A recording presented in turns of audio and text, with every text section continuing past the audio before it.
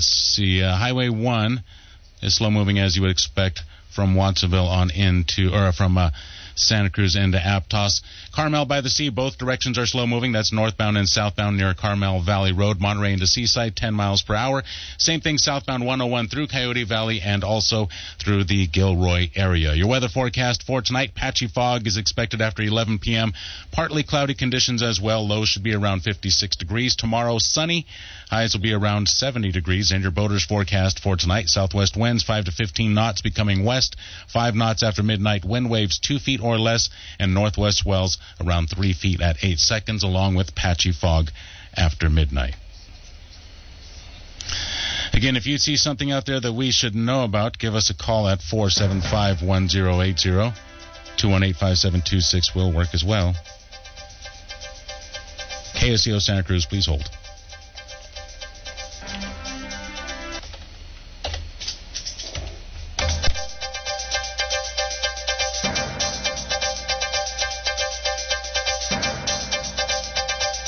All right, let's see if that's working any better.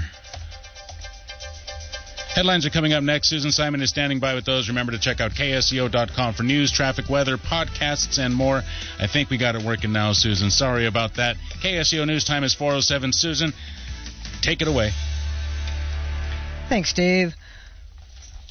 3 more teenagers have been arrested in connection with the May hammer attack of several teens in Aptos. The attack took place while the victims were together for a sleepover. All 3 of the Watsonville teens recently arrested in connection with this attack are 16-year-olds, and they have been booked into Santa Cruz County Juvenile Hall. The victims suffered severe head injuries, and the oldest boy has still not fully recovered. Highway 1 at the Mud Creek Slide is slated to reopen to through traffic tomorrow by 10 a.m. The Coast Highway has been closed for the last 14 months because of a massive slide there that obliterated a large chunk of the roadway and also changed the shape of the California coast in that area. The official ribbon-cutting ceremony for this reopening is scheduled to take place on Friday at 10 a.m. at the Ragged Point Inn. A Hollister man has been arrested after he led law enforcement officers on a chase after they responded to a domestic call yesterday morning. 23-year-old Austin Nye reportedly tried to run over his victim. He was booked into San Benito County Jail. The movement to eliminate plastic and, more recently, plastic straws has gained momentum. Josh McGinnis of Marine Life Studies spoke about why plastics need to become the way of the past.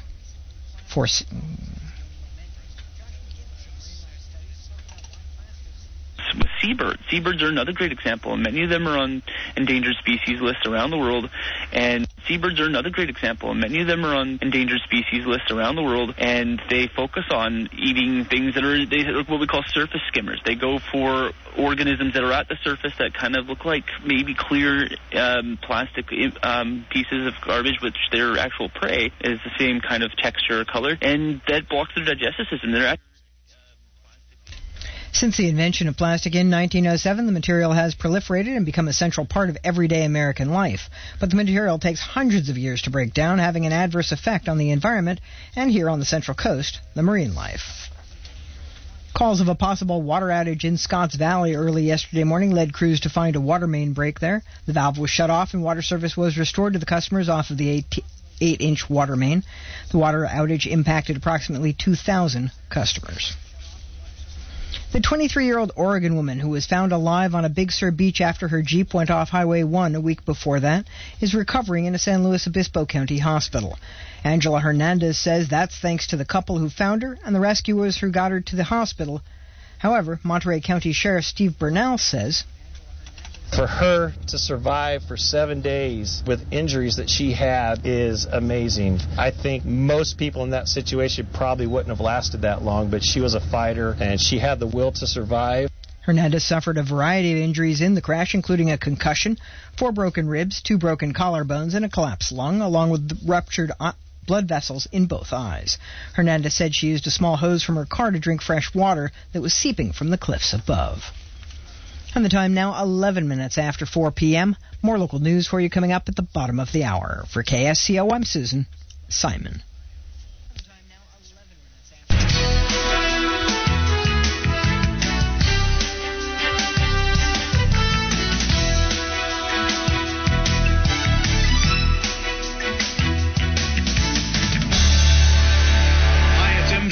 talking to you in the capacity of the nerd from the class of 1968, Santa Cruz High School.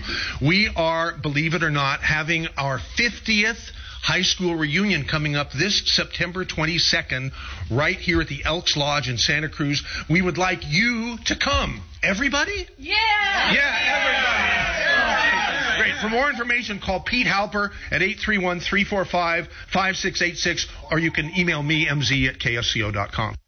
Do you have chronic pain? Concerned your prescription pain medications have failed? Central Coast Recovery Options provides hope and help for opioid failure. We bring you and your doctor together to create a confidential plan with counseling and medication-assisted treatment in the comfort and privacy of your doctor's office. Where should you start? Ask your doctor. Call 211 or contact us at 866-526-8772 today.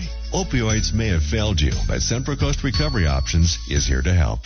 This is Alan Lundell, a.k.a. Dr. Future on KSCO Radio. 10 years ago, we bought a house out in Boulder Creek. It was a gamble because we love to be around bandwidth and power. We found the perfect house with incredible view, but no bandwidth or power. I was very despondent. I was reading Wired, and I ran across this Silicon Valley executive who lived in the Santa Cruz Mountains, and he claimed he had bandwidth.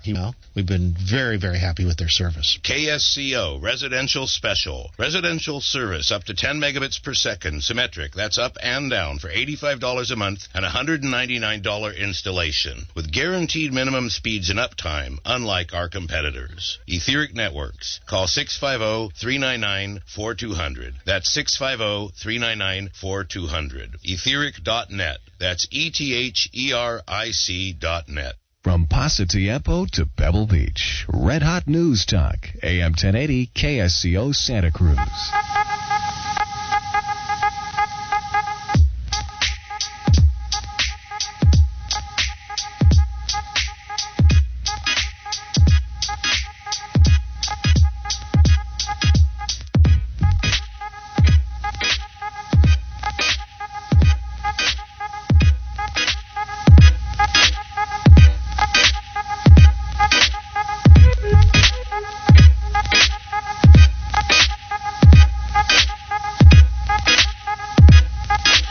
Four 479-1080. You are listening to Flight 1080 KSCO Santa Cruz. I want to thank Ryan Bell for joining us yesterday. He was our guest for the second and third hour. You want to learn more, then you want to check out lifeaftergod.org. Ryan Bell heads that organization. Again, I want to send a shout out to him and encourage you to check out his podcast and his website, lifeaftergod.org. He does have a podcast. You can check it out on iTunes. For the second and third hour, you want to learn more, subscribe and show support for our guests. Coming up next, we have a frequent guest, or will be a frequent guest. This is Kenny Thomas, right? Hey, Kenny? guys, how you guys doing? Great to be back. I'm doing all right. I shouldn't speak for the crowd. I shouldn't speak for other people. Great to be back at KSCO, as always. I feel like this is my home. I brought a very dear friend of mine, a stand-up comedian who does a lot of shows over here in the area. Okay, what's his name? His name is David Stolowitz. The multi-talented David Stolowitz is here with us today. Say hi, David. Hello, folks. And David does a little bit of radio, too, up in San Francisco. Oh, really? Here and there, and a lot of stand-up shows. You do a lot of shows, don't you? You do a lot of shows over here in the Santa Cruz area. Yeah, I love it down here. What are some of the houses you're doing over here? Like Bocce's, and what other great places are there over here? The Blue Lounge on Seabright Avenue, Poet and Patriot on Mondays on occasion, and I come to Blue Lagoon at least once a month. Blue Lagoon, that's DNA's show over there? Yeah, Thursdays. Oh, that's great, yeah. That's really great to have you on the show. Now, you live over like kind of in the Morgan Hill area, huh? That's kind of where Valley. That's kind of where I live, too, over in Morgan Hill. Hot. Home of... Is that sound? Is that the chair squeaking? What is that? Or is that somebody... making an inappropriate sound? Because I'm getting ready to yell at somebody, and I think it sounds like somebody down the hall is doing something. Well, I've been having a mouse problem in my house. Maybe one of them followed me over here. So David Stolowitz, you work here locally? You live in Hollister? No, I live in Morgan Hill. Or Morgan Hill, I should say. Morgan Hill. Okay. And how long have you been doing this? This is my fifth year of comedy. Fifth year? That was a funny answer, man. Thanks for checking in. So you've been doing comedy, but I've known you for quite a while. We've done a few shows in the past together, me producing and you on the stage, and we've had a lot of fun times in the past. We were doing GVA for a while over there in Morgan Hill. That's a great What's place. GVA? I don't know. GVA is a place called Grinds, Vines, and Automobiles. It's over in Morgan Hill, and actually a huge shout out to those guys. They had a huge disaster earlier there this week where they all came into work and the place was flooded. Really? And so they're closed for about Flooded from a broken pipe? Broken pipe, yeah, and it ruined the whole auditorium part of the venue, which is a great place to play in Morgan Hill. It's right downtown. It's gorgeous. They do a lot of music shows, and we're doing some stand-up shows for a while over there, and a lot of fun stuff going on down in Morgan Hill. They try to make a bit of a scene over there in Morgan Hill. I used to run the Granada Theater over there, which is a very beautiful theater. I was the director of the Morgan Hill Granada Theater for about a year, and that's where David and I... did we first meet there or at the Improv, when I was at the Improv? I think we actually met on the Bay Area Comedy Network. Oh, okay. Yeah, you liked my cute little show advertisements. Yeah. So we connected over that. Yeah, so we started doing stuff together, and so the rest is history. We're all in love with each other now, and that's why I'm dragging him to... I said, you need to be on the radio, man. You know, you've got to plug some more stuff that you got going on over here in Santa Cruz. And what better platform to do that than KSCO Radio, the world-famous 1080 AM. Yeah, why not? Yeah, that's right, baby. But yeah, it's great to have us. Thanks for having us here, David. Sure, no problem. Thank you guys for showing up. Love coming and seeing you guys. This is just the coolest radio station in the entire United States. I love everybody here. It's great. You know who you had on a couple weeks ago? Who did you have on last week was great. I can't remember who I had on. You had a legendary broadcaster on. You had a legendary broadcaster on last week, Randy Mooney. And that guy. I love that guy. Yeah, I what was grew wrong up with listening. He was on a few radio. He's a nice guy. Yeah, well, you know, the DJs from back in those days had a whole different way of approaching radio and the microphone. They kind of snuck up on it. Yeah, we have so many guests on here that sometimes I forget about that. He stopped by. Well, yeah, he was the guy that... worked for the Whipple, I think. The Whipple, yeah. He was also on XERG with the Wolfman. That's when I started listening to him when I was a kid. But he coined the phrase, 23 Skadoody... here's some Rosemary Clooney for you. And I always wondered why there were only 23 Skadoos. You know, why weren't there 24 Skadoos? Was there a Skadoo shortage back in the 30s? I didn't know this, but I'll have to get a hold of him and ask him why were there only 23 Skadoos when you said... Interesting, yeah. 23 Skadoos. He was an interesting guy. Randy Mooney was an interesting guy. I know the phone lines just lit up when he was here. He has such a huge following in the Monterey Bay Area, and... especially here at SCO. He's a huge guy. LaSalle Beach, right? He lives in LaSalle Beach now. Yeah, I imagine that's where old people live, so that's why he's over there. So, yeah. 479-1080. We're hanging out with Kenny Thomas and David Stolowitz. He is a comedian that Kenny managed to bring in here somehow. Yeah, coerce into coming over. Yeah. Look, I'll buy you a Betty's burger if you come. He said, yeah, all right. We got the bone fragment Betty today. It was really good. I chipped a tooth. How do you like the scene here in Santa Cruz? Love it, man. It's really warm. How does it compare to up there? Where are some of the bigger places that you've played? Oh, San Jose, San Francisco, Oakland, but there's more community down here, I feel. People, well, I mean, they're at each other's throats once in a while, but overall it feels more like a family. The guys that you go on, the guys that you run into all the time? Yeah. He does shows with, like, the folks you had on a few weeks back, John Reinhardt and Carolyn Hawkins. He does shows with those. He knows all those guys and does a lot of the same houses with them. They were talking about Burger when they were on last week, and he does a lot of shows with a friend of ours that calls himself Burger. Yeah, James Matthews. Yeah, he's great. What's the hardest part of doing comedy, David? The insecurity, but that may just be me. Financial insecurity? Well, certainly, but also just insecurity in front of crowds. Like, the same material will not work with every audience, because every audience is different. And you got to adjust for demographics or whatever pops up in the moment. You got to be spontaneous, but there's also a lot of prep, too. Is there any crowd that you don't like, that you're really hesitant to perform in front of, or that you don't feel like you can let loose in front of? I don't do well with the Trumpers, no. You hate the Improv. You hate the I don't hate the Improv. I just hate having to spend so much money there. If you're a local comic, they just treat local comics horribly at the San Jose Improv. Really? Yeah. Oh, yeah. They shut us out. They treat Carlos Mencia like he's a genius, and they treat really funny people horribly. So it can be that's very too bad. Comedy's That's too rough. bad. I've seen being behind the scenes. I saw some stuff going on when I was over there. So it's like Steve Martin said, comedy is not pretty, and that's honest to goodness truth. It really isn't. There's stuff that goes on behind the scenes, but really, yeah.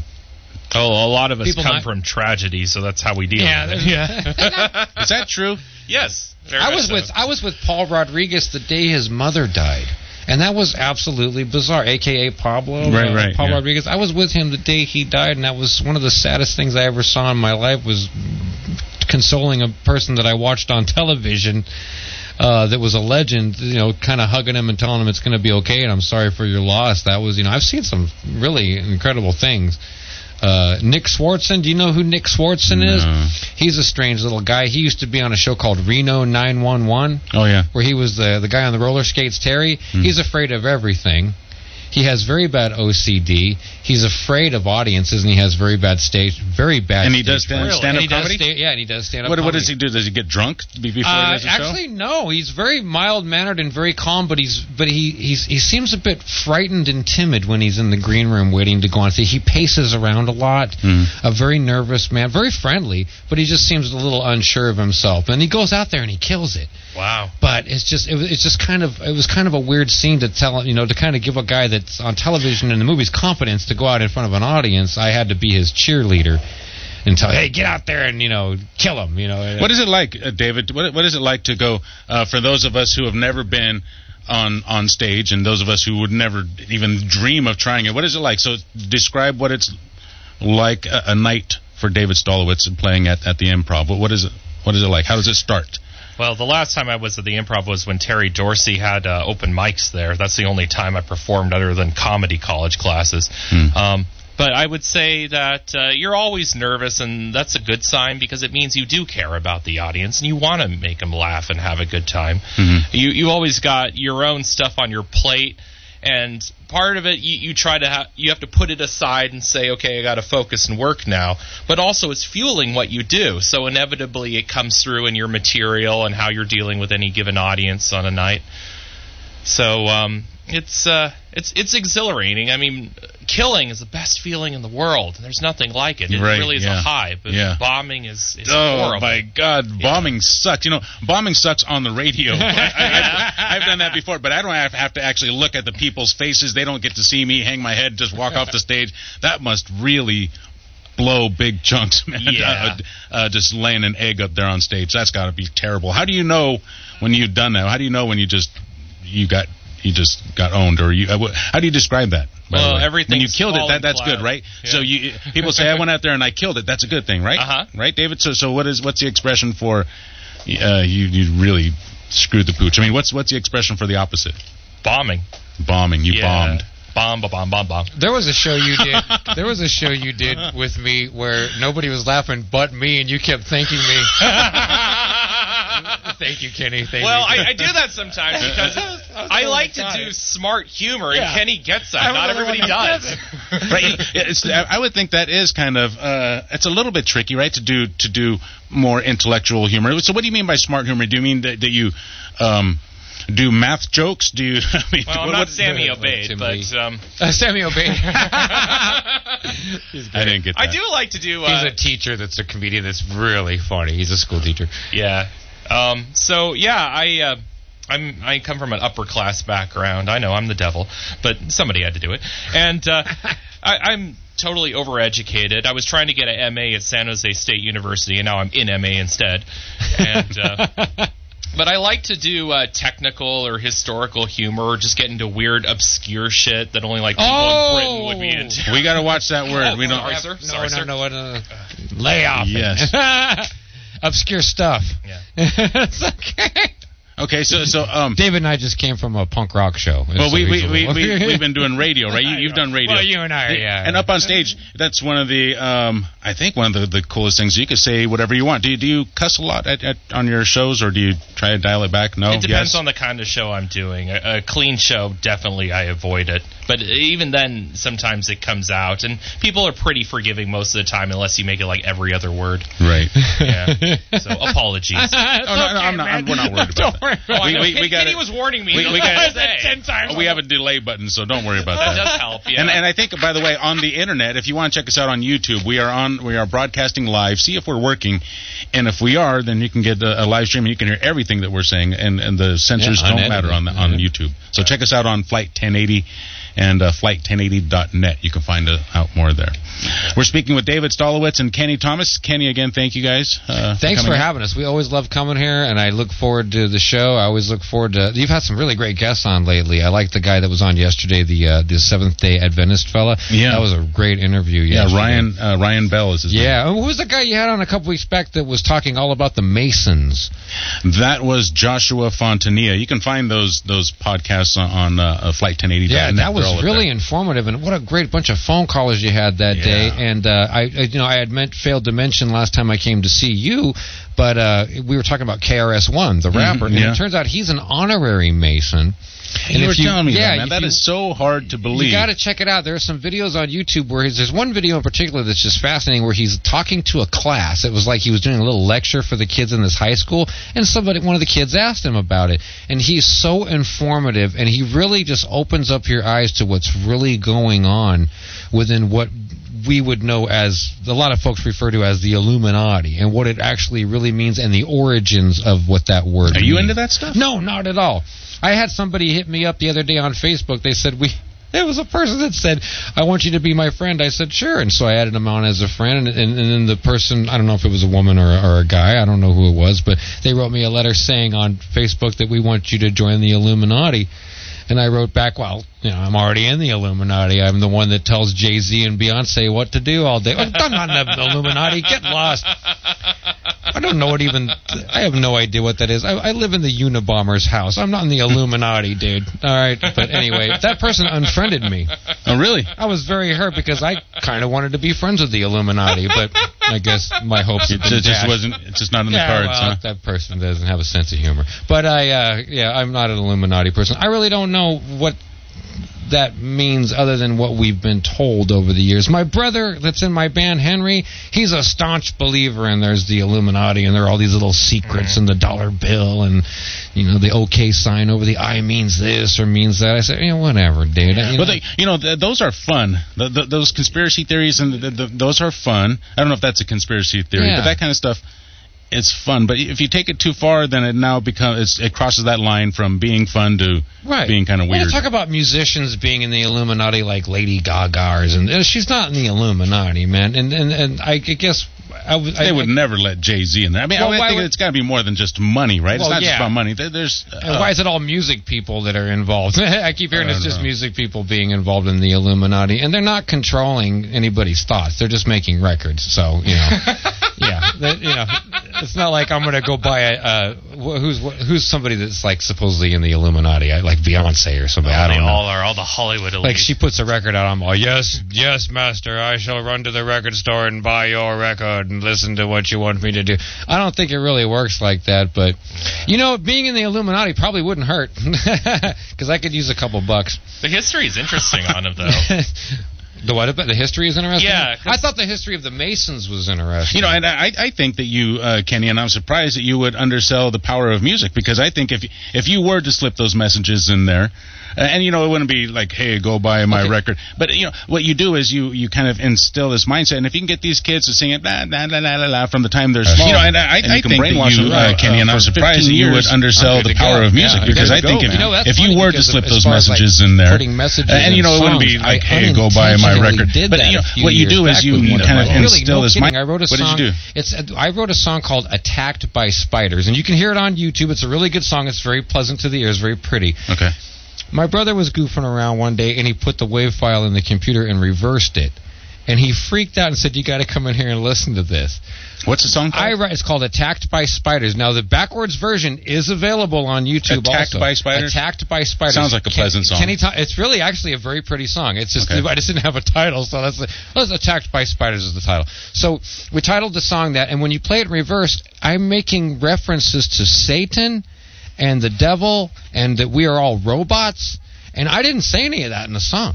And I didn't intend for any of that to be in this song. It's just when you played the song reverse, it's very clear as to what I'm saying. No, I'm not kidding you. Dude. Are you really serious? Yeah, and the funny thing is, I don't believe in Satan. I don't believe in any of that crap. So why am I writing about? I didn't write about it intentionally. It's just weird. You got to hear it. I'll have to send it to you sometime. Okay, well, they could also go on YouTube and check.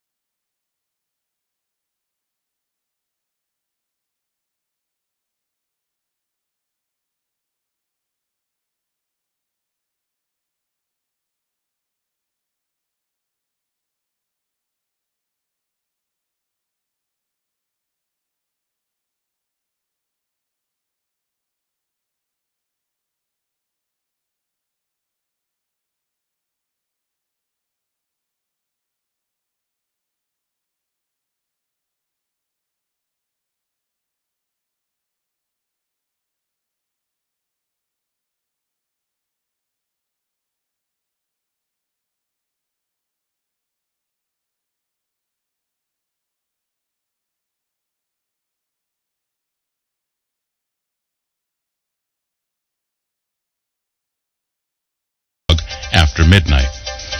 CHP near the Hollister-Gilroy area reporting northbound 101 near Cochrane Road, a traffic hazard at 425. Looks like driver still in the vehicle, stalled in the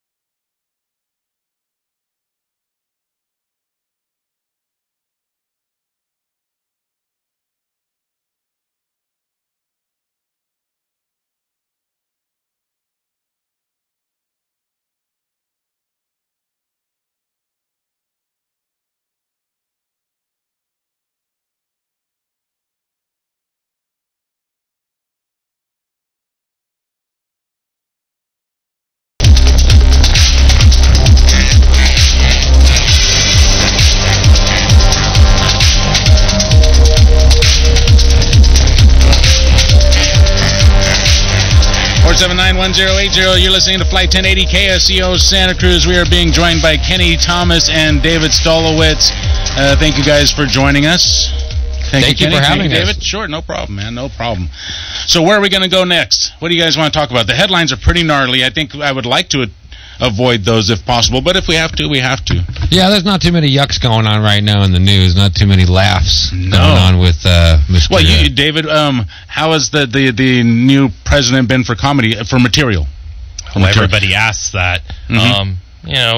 I think I've gotten sick of it because there's been so many Trump jokes. I mean, you go to an open mic and it's just expected you'll hear 20 of them, and 5 of them will always be the same, and most of them won't be that funny. It's just right. I was going to ask you, are they funny or are they hateful? Well, you can be both, but yeah, most of them, I mean, they're just uncreative, like the Cheetos thing. I mean, yeah, that was funny, like, at the very beginning when he started becoming a public figure, but now it's... What's a Cheeto? I missed that joke. Well, we do have 1 or 2 comedian friends that that refer to Mr. Trump as Cheeto Head, or because of his orange-colored hair. The spray tan he uses also, yeah. It was funny for about 3 minutes, and then, we have to move on, but after that, they're still kicking that dead dog around about a year and a half later. Usually politics has traditionally been fair game, and a lot of comedians have done well making political jokes, right? I think nowadays it's like there's so much. Can that not be done anymore? There's so much anger now, and there's so much. It never used to be that way, though. That's what I'm saying. Is it what's different between now and the way it used to be? Because the way it used to be, you would be able to make jokes about the president and I think not go too far. I think that what's going on? I don't know. And Bill Trump himself went too far. Well, he's a very outrageous personality as far as a president goes. He's not very presidential in his behavior. Right. Kind of spending a little too much time on Twitter like a 16-year-old teenage girl and stuff like that, with the gossip and the yelling and the screaming and the very negative rhetoric coming out of him. There's a lot of I don't feel like I'm educated enough to offer any kind of opinion outside of what I see or hear on, KSCO. I listen to KSCO all the time, so I get most of my information from this radio station. Oh boy, honest to God. And when that can be a good thing, can be a bad thing depending on. Well, like there's some passionate people out there. They either love him or they hate him. Like you listen to Billy Sunshine, and it's like just yelling and screaming for 2 hours, and I don't know if that's good. I love the show. I love Billy like crazy. He invited us on a couple weeks back. We love him like crazy. He's a great broadcaster, just a great buddy. But a lot of folks are very passionate about it. You either love this guy or you hate him, and I don't think we've seen that in our country before, where there's so much division. A lot of folks just say, "Oh, yeah, Reagan, yeah, he's all right. Yeah, I don't really hate him or I'm not crazy about it. Yeah, he's all right." Nixon, he's running around San Clemente with a metal detector. He's not really bothering anybody. But now, we have a lot of outrageousness going on where it's right in your face. Right. And I think that folks that are rebelling against it, or they're completely in favor of it. But what's going on is it's tearing everybody apart, and is it maybe? David, do you think maybe people are just jockeying for more attention? Like, let's take Kathy Griffin. Oh, that's a good example. Right? Sure. Yeah.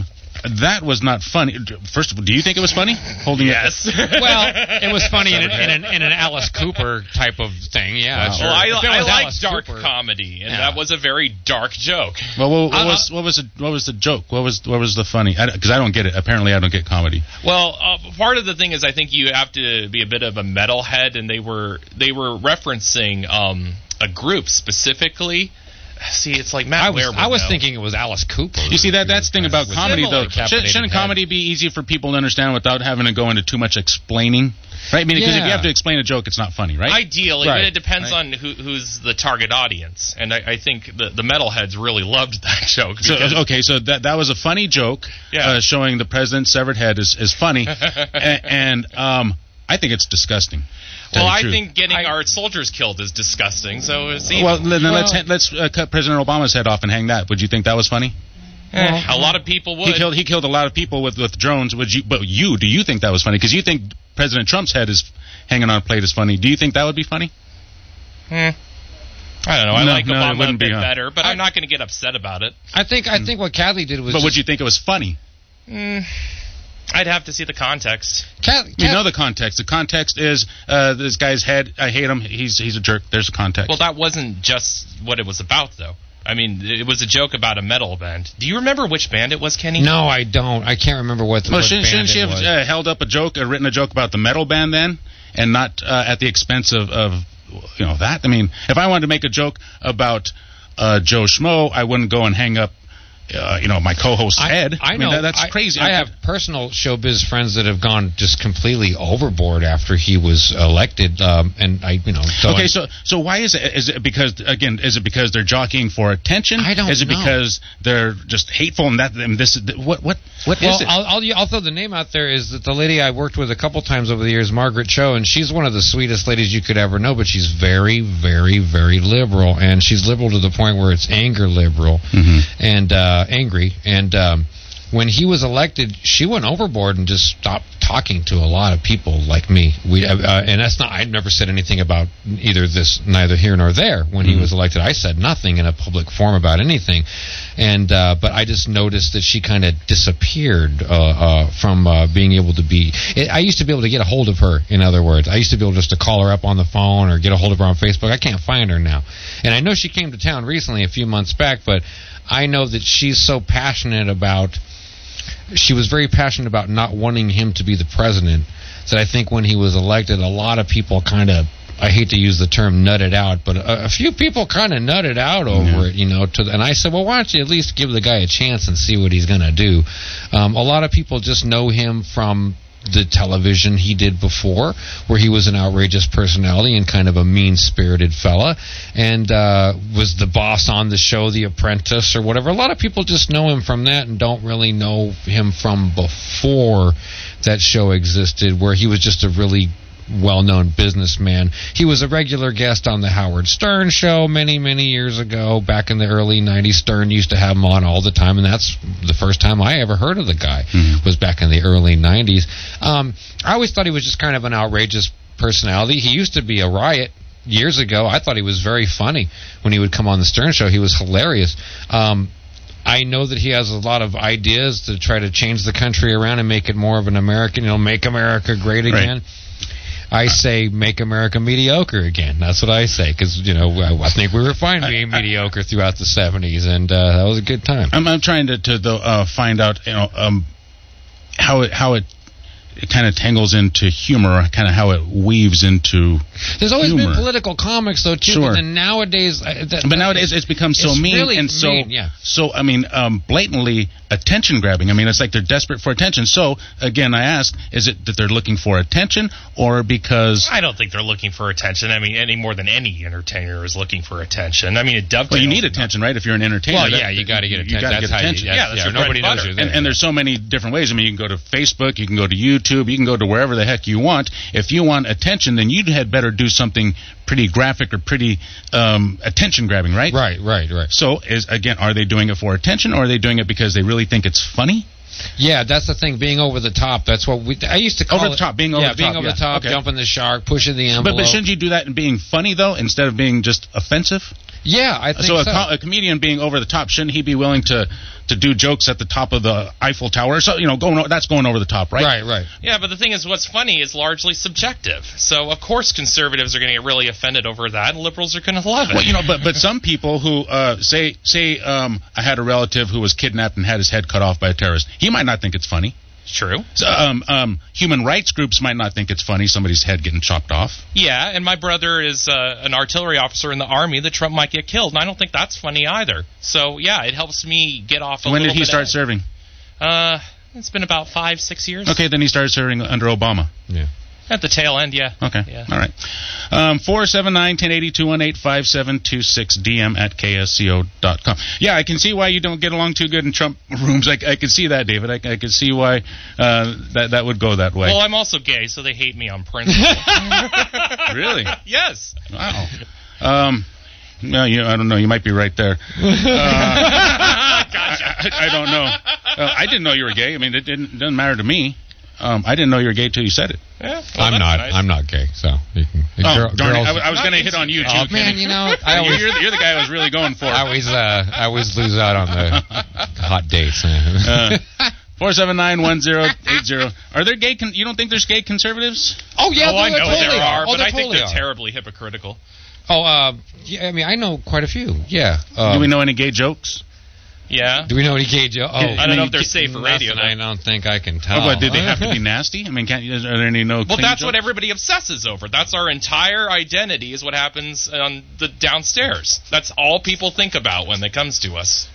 Really? At least on the right, anyway. What was Oh, that? I didn't think that, dude. I mean, what's what was the difference between a gay guy but and since a, you know how the right thing, thing, how else do I think?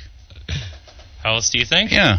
If I'm automatically going to think bad about somebody because they're gay, what else am I automatically going to think? A conservative. It's kind of a domino thing, right?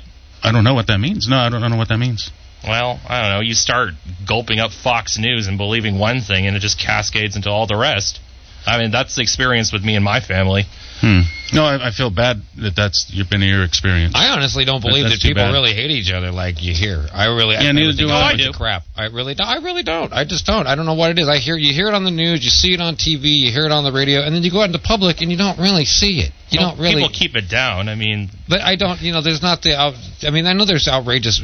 Nowadays we have cameras everywhere. Every time you do something stupid, somebody's filming you, and then you're a star. And even when you're just doing nothing stupid, you're always being right. And that does not make me feel any better about things. Yeah, it's like now we have this everywhere where there's a lot of mean people that you're hearing more and more about, but I don't really see it when I go. Well, you know what, Kenny, maybe how can I ask? Can I ask you how old you are, David? No, not you. I'm 80. You are not. David, because I can't see you. How old? I would say you're what? 30? 35. Okay, 35. So maybe Kenny and I grew up in a different time. Which I think we did. Yeah, I'm 50, yeah. Maybe comedians have always been like this, but we just didn't see that side of them because it was more controlled, right? So now, like David was saying, there's cameras everywhere, and that's not really a good feeling. A long time ago in the 80s, right. that wasn't a problem, maybe right? I'm just thicker so skinned you could control your image. Oh, yeah. Maybe I'm very thick-skinned because my first comedy album was the Don Rickles album. And I was just going to mention Don Rickles. Hello, but, dummy. Do you know, now I'm sure you know who Don Rickles is, right, David? Mm-hmm. Okay. He strikes me as a really mean person. Yeah, but he's not. He was really a wonderful guy. I wonder if that's... There was always a disclaimer at the end. He was an insult comic. It was right. Yeah, that was his shtick, he was really the first guy that would ever come out. The record I owned that was his album came out in 1967, where within the realm of the first 5 minutes, he's insulted the first 3 rows, everybody sitting there, and it's one of the funniest things. Yeah, it is funny, but it's also mean, right? It's also mean, but he found things about people's cultures and backgrounds that were just hilarious, where they would laugh at themselves, and it was funny. And at the end of every show, he would kind of do a disclaimer, an apology, and say that we are all from the same planet and we all have to do everything we can to get along with each other and love each other and respect each other. And these are all jokes. And if I've offended anybody tonight, I'm sorry. Please forgive me. But if we can't make fun of each other, who can we make fun of, and where are we ever going to go with our lives? Is that good? Is that good advice, David? To make fun of each other? I mean, is that still advice that you would take to and say, the philosophy behind roasts has changed over the years. I mean, it used to be that you'd get roasted at the end of your career as a celebration of your accomplishments, and now it's happening at the beginning. It's like a hazing. Into the lion's den with you. I've seen people way out of line at these roasts lately in the last few years, where I think it was a comic Mario somebody, a little guy, where the roast wasn't about him, but every single comic came out and started roasting him, like they all hated this guy, and I'm thinking, what did this guy do? And a lot of times it does devolve into just pure cruelty. Yeah, there's a lot of, just because and a lot of these people are not comedians that are coming out on stage and delivering these jokes also. They have not been on stage their whole life. They have not worked their way up to having the right to come out and say, being on stage is not a right. Being on stage is an honor and a privilege, like being in this radio station. That's a good point, Kenny. So, David, who would you, if you, do they get to invite who gets to roast them? The guy who's getting roasted? Yes? No? Yeah, I don't really know. What about, do you know anything about anymore. No, it's kind of a sign. I don't watch television. Because it is kind of an honor, right, to be roasted. They're not really. Oh, yeah. I mean, this is. I don't know. It never felt like an honor to me. It did to me. To me, I'm different, though, because a few years back. Some of those jokes, I think I would be kind of. A few years back, I was roasted, and it was a bunch of. We all understand. For my birthday, they did a roast show at the Granada Theater where it was all these comedians that came out, and they talked like they hated my guts, and I was the worst person on earth, and I thought that was the funniest thing. in the world because I'm not the worst person on earth, and I've never killed a puppy, so that was a lie. So, stuff like that. I think it's hilarious, but that's just me. I have a great sense of humor about myself. I realize I look like a stork, and I'm cool with it, man. Stork. I look like one of the Ramones. You got good music, though, right? Oh, yeah. And again, we're live streaming, so we're not using any of the music. And since we are live streaming, you can check us out at Dave Michaels. So go to the YouTube channel, Dave Michaels. Dave Michaels on YouTube. So we are not using any of the music. But if you do want to hear Kenny out, you can check out Kenny you can go Thomas. Kenny Thomas and the Southern Baptist, and basically just get on Google, Kenny Thomas and the Southern Baptist, and we're on everything, all kinds of different platforms. Albums available free in a lot of places, or it's for sale if you feel like lining my pockets with some dough. Yeah, so David Stolowitz is also joining us. David, do you have a website or a YouTube channel or anything like that? Yeah, stolowitz.wordpress.com. Okay. I got my upcoming shows, and that links to my YouTube. I'm on there. Okay. I'm on Facebook entirely too much. It's an addiction. You know what? It is kind of an addiction. For me, for my job, I need to look through all the headlines and look for all this news. So I'm just sitting there reading. It is amazing. Well, you're doing show prep. You're not just messing around. Right, yeah. Right. And then David promotes a lot of his shows. But there are people that are on Facebook entirely too often doing nothing all day long. I really don't care what's wrong. They're showing you their dinner. Yeah, I don't really care what's wrong with them. I'm thinking, who wants to see that? And number one, don't you realize how nasty your dinner looks? I know. Half eaten with poor lighting. Yeah, you can put as much artistic flair on there as you want. It still looks like garbage. It looks like garbage, right? You're eating that. You're putting that in your mouth. And then they're putting it there on there, and they're ugly kids too, and they're mangy mutts, right? And they think, just because you love it doesn't mean everybody else wants to see it. I think I'd rather see a picture of food than cops beating some guy's brains in or something like that. That's getting to be a little bit too much on Facebook nowadays. That's on there too, yeah. There's a forum for everything and an audience for everything apparently too. So I say have a good time all the time as long as it doesn't cause a murder. We're all good to go. So I like Facebook. I have to use Facebook for communication. I have to be able to communicate with like you guys and the radio show and music people because a lot of music people are on there. But a lot of times it's just email me. If I have to send you a large bio or an electronic press kit or something, I have to email it because Facebook just won't handle it. But that's really all I use Facebook for. I do not get on Facebook and complain and moan and cry or talk about how much I hate my ex-girlfriends or anything like that. Easy to do. There's people on there for no reason that I know that are just on there all day long telling me everything going on. Oh, man, you know what? I don't care. You know the number one reason why you don't want to do that, David and Kenny, is because you're going to say something about your partner, right, or whoever it is, that you wish you hadn't said because you're going to get back together someday. Everybody knows it, and then they're going to be like, what are you doing with this idiot? You were just saying that this, and that, right? Yeah, A, B, and C. You just listed it right there on Facebook. Now everybody knows your business, and you're getting back with this creepoid, right? What are you doing? What are you doing, you idiot?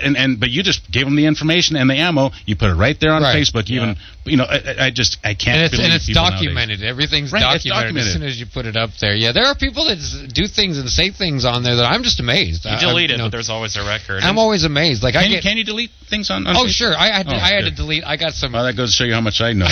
I got some hate mail from some crazy guy yesterday. I had to delete. I get crazies that write me. Oh, yeah. They look at me and they think that hey, this guy's got it going on, and then they write me a crazy letter, and then I just don't entertain it. Like what kind? What's a crazy marriage proposals? What do you get? No, he wrote me. This is a particular person that him and I have been going back and forth for years. He's a musician in the San Jose area, and for some reason he just doesn't like me because years ago I was on a radio show and I made a joke about him, and he has never forgotten that for the last 10 years. Oh, really? So yesterday, all of a sudden, out of the blue, the acid wore off.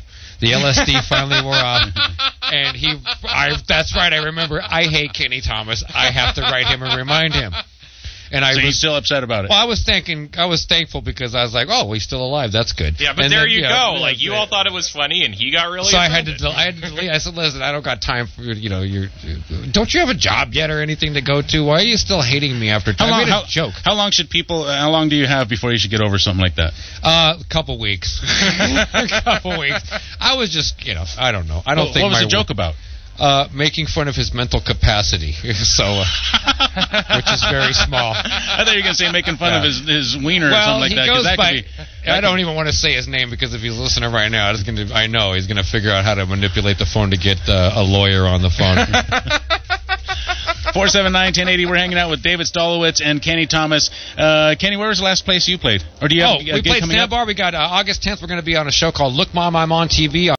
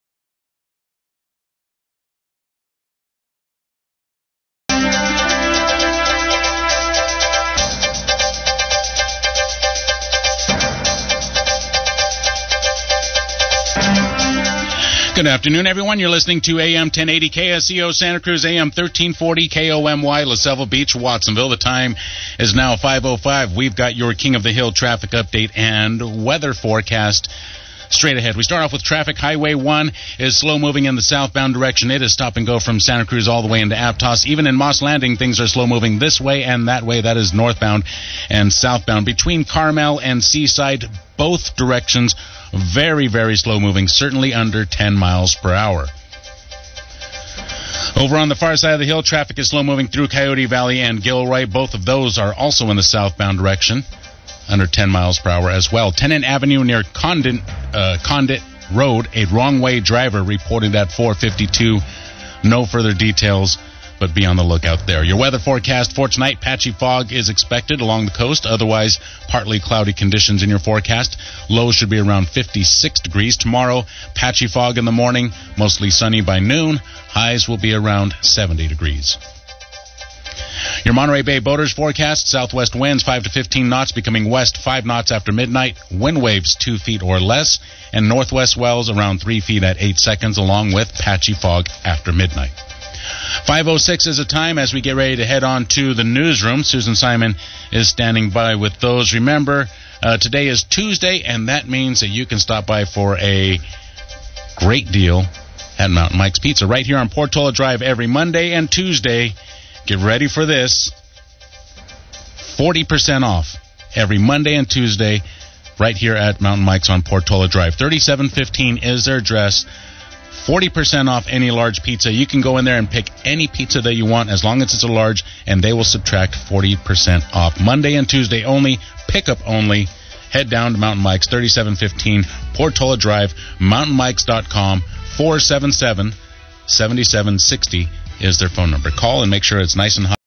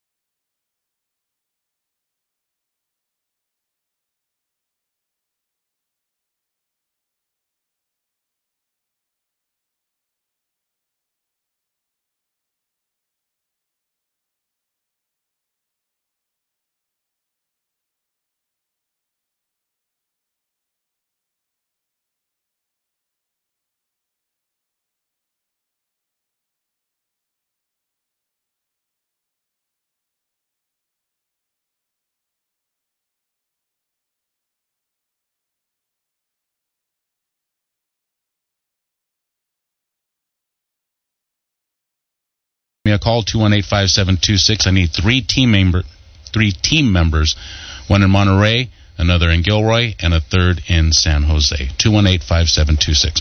Okay, we're being joined today by Kenny Thomas. Kenny Thomas and the Southern Baptists is the name of his band. And also he brought in comedian David Stolowitz. Hey, guys, glad to see you. Glad you guys made it back? Yeah. We ran into a bit of trouble out in the parking lot there with local law enforcement, but we're okay. 479-1080, 218-5726. Johnny Korn has decided to join us. Oh, yeah. You guys know this guy? Yeah, all too well. All right. Hey, Johnny, how you doing? Hello. I'm doing well. How's everybody over there? We're drunk. Or they are. Apparently. Slander. What are you up to, Johnny? Oh, I'm up to a whole lot of things. I thought I'd call in because David Stowitz and myself are going to be on Grapes of Laugh next month. So I thought I'd give a plug for that for those looking for something to do on date night on the other side of the hill. Now, Grapes of Laugh is over in Campbell at Tesoros. Is that the name of the place, Tesoros? Yeah, over at Tesoros, yes, right downtown Campbell. It's on my website, which is johnnykorn.net, if they wanted information on it. But, yeah, David's going to be one of the comedians there. I'm hosting it. It's a good time. It's a monthly showcase, and it's always the second Thursday of each month, so it's going to be on the 9th of August, this coming month. All right, 9th of August, the Grapes of Laugh show over at Tesoros. Today's your anniversary, right? That's right, and my wife is like right here. Oh yeah, hi Donna. Hello, Donna. She's waving. That's radio. She has to say something. We can't see that. So, what do you guys got planned today? Well, right now we just saw Ocean's 8, and we're going to have dinner in a little bit. The two of us have been married for 25 years today. Oh, congratulations! Congrats. Well, thank you. Yes, and that's why, I was like, Kenny Thompson's going to be on the air. I got to go and call in, and she's like, okay, I like Kenny. He can do that. She can stomach me for the 5 minutes. Yeah. Oh, that's usually the way it works. But yeah, that's great. Well, I hope you guys are having a great day. I'm really happy you called. Thanks for calling the show, and I do look forward to that Grapes of Laugh show coming up. It's always a fun show over there in Campbell. What's the website again, Johnny? Yeah, if you do johnnykorn.net, and that's corn with a C, C-O-R-N. You spell it correctly. .net. Yeah. Okay. So johnnykorn.net. johnnykorn.net. The Grapes of Laugh? Grapes of Laugh? Yeah, Grapes of Laugh, because I'm a Steinbeck fan, so I thought change from Grapes of Laugh. It's in a wine bar, so just makes it little twist on words there. That was very exactly. Clever. How many weeks did it take you to come up with that one?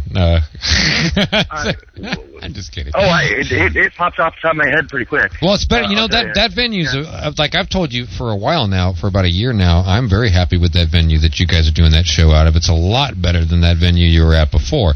So Grapes. Oh yeah. Yeah, that's a wonderful place you guys are at now, and I encourage you. And who else is on that bill with you guys in August? Oh God, we have the headliner is Erie Diamond.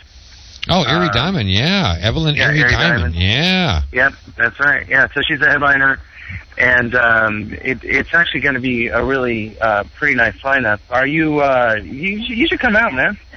Yeah, I'm going to walk over there and from my house in the mountains. And, the thing is, I want to get to the shows. I've been having such a heck of a time getting around lately because I know you're transportationally challenged. Well, I live up in the fire zone. I'll give you a ride.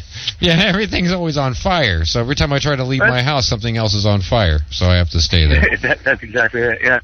Well, that's it's actually one of the shows where, think about like fine wine, gourmet food, no cover to get in, 2-item per person minimum. You just sit back, relax. I was thrilled to death last time I went there. David and I were just talking about it while we were eating real food at Betty's over here, and we were just talking about how we enjoyed going there, and I enjoyed my $15 crackers and brie with 2 grapes. That was wonderful. Last time I was there. So, did they have any real food at that frickin' place or what? Are you there? Did you hang up? He hung up.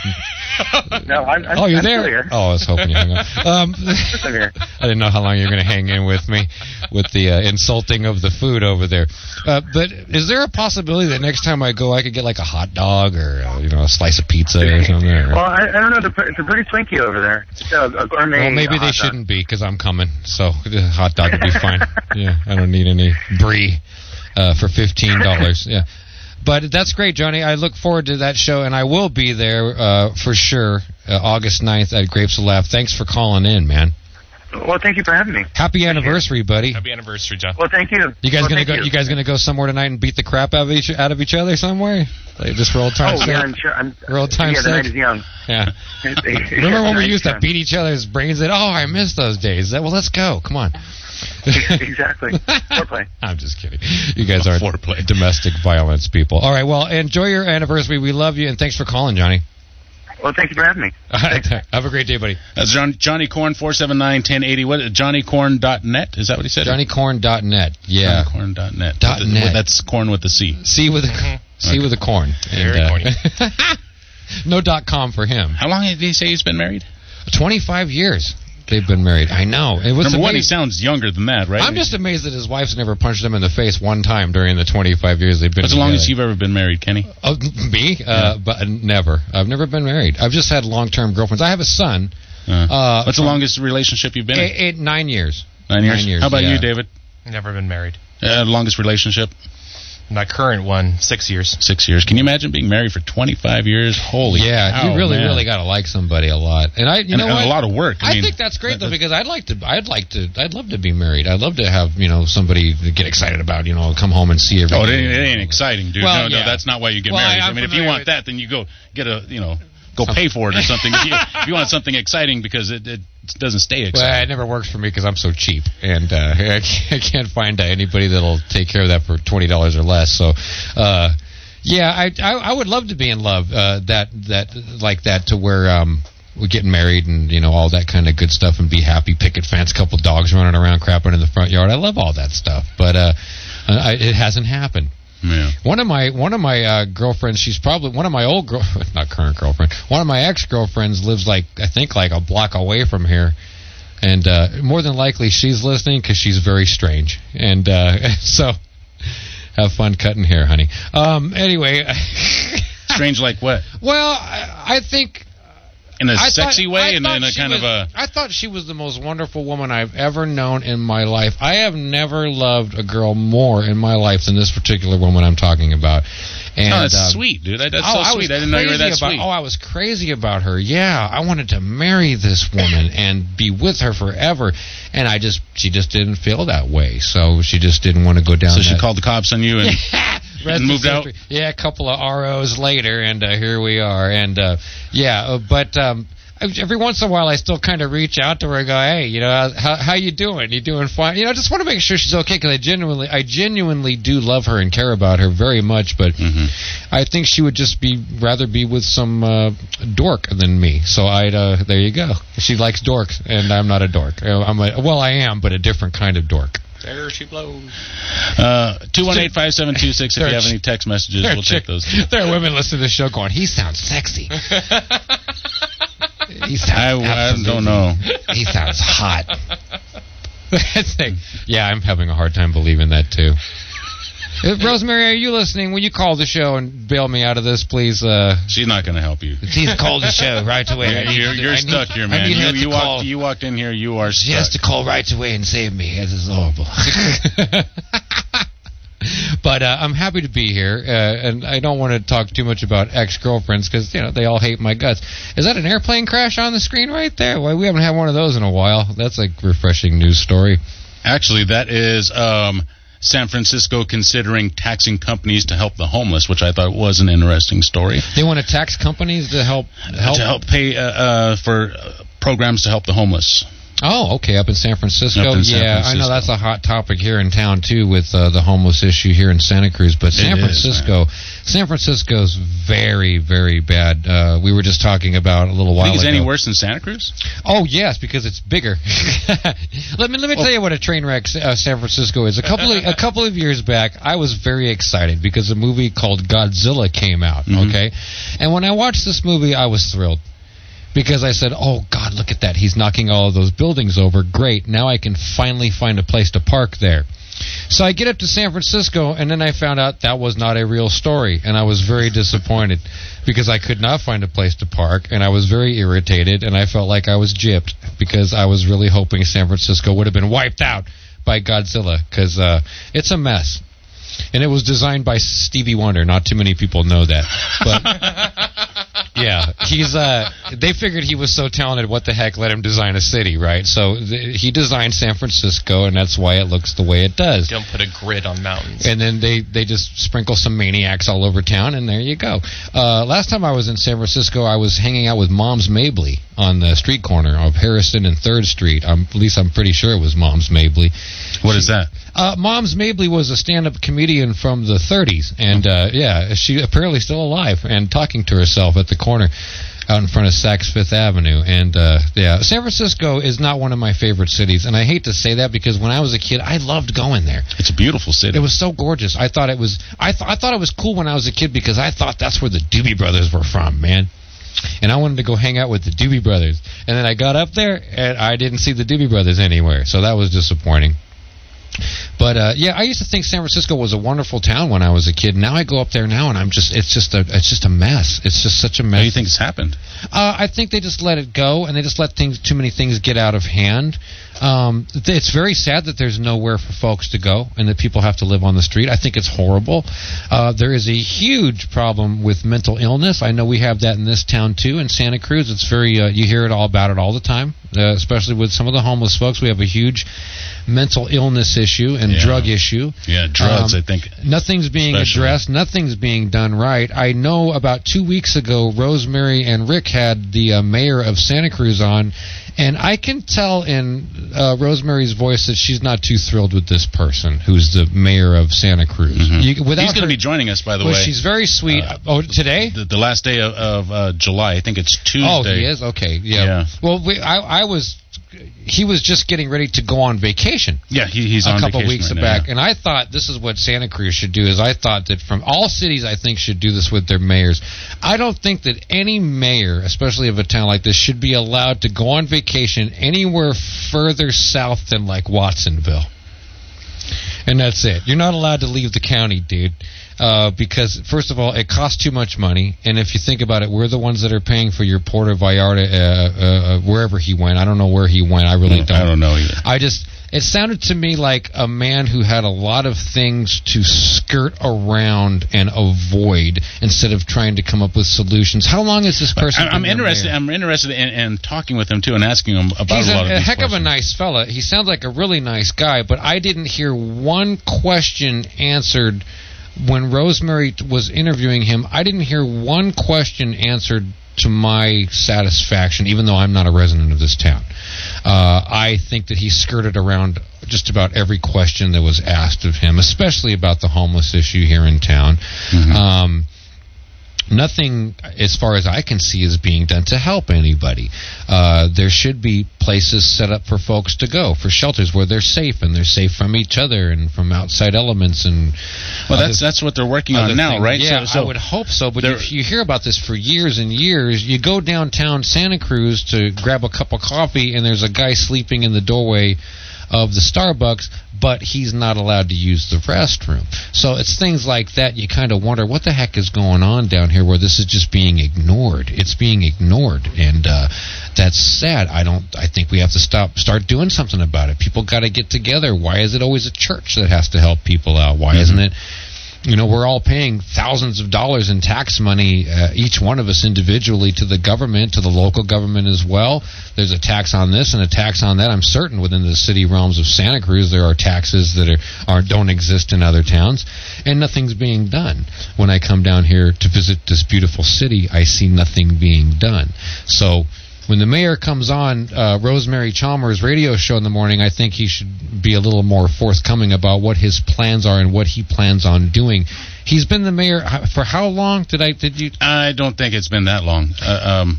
It seems like long enough that he could have done maybe something by now. And I know it's hard to push stuff through when you have all this bureaucracy going on within the city hall. And one of the towns that's really out of control is the town that I'm trying to move over here, actually, is what I'm trying to do. But I currently reside in the mountainous area, the Santa Cruz Mountains, but I'm considered part of Morgan Hill, and that town has completely gotten out of control in the last couple of years through special interest and through development. And I guarantee you that the mayor of that town and the city council and whoever else is involved in running that town of Morgan Hill, somebody is making money there. Because Morgan Hill is a beautiful town. Well, it's a beautiful town, but where there used to be a beautiful meadow with a cow next to a tree, now there are 15 apartments that all look exactly alike. None of them have a garage. None of them have a backyard. And they have the nerve to call the housing tract the Orchard after they burn it down. The cow hangout after they murdered all the cows. They killed the cow. They put a house there and they call it the cow hangout. No, it's not a cow hangout.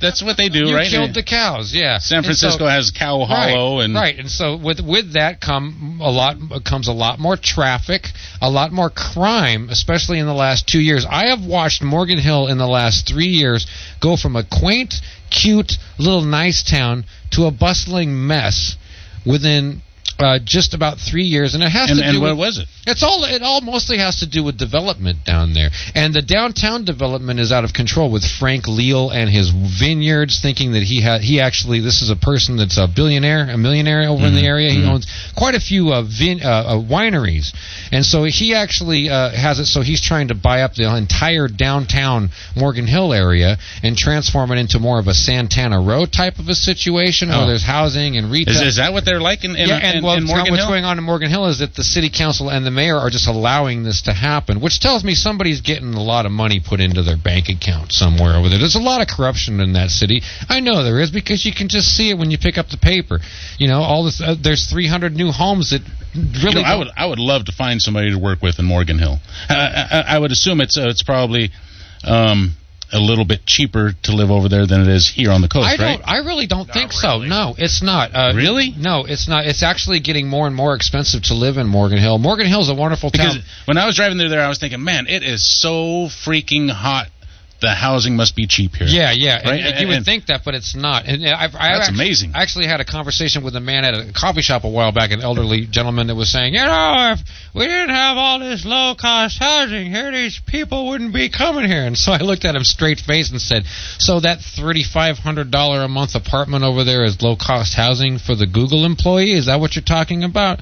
They're doing better than I am with that $3,500 a month apartment that doesn't have a backyard or a garage. They pay that much to live in Morgan Hill? Oh, yeah. It's ridiculous. There's a ridiculous amount of rent going. The rent, it's cheaper to live in Santa Cruz. It's cheaper to live over here in Santa Cruz, Watsonville area, and it's nicer over here because you have a beach.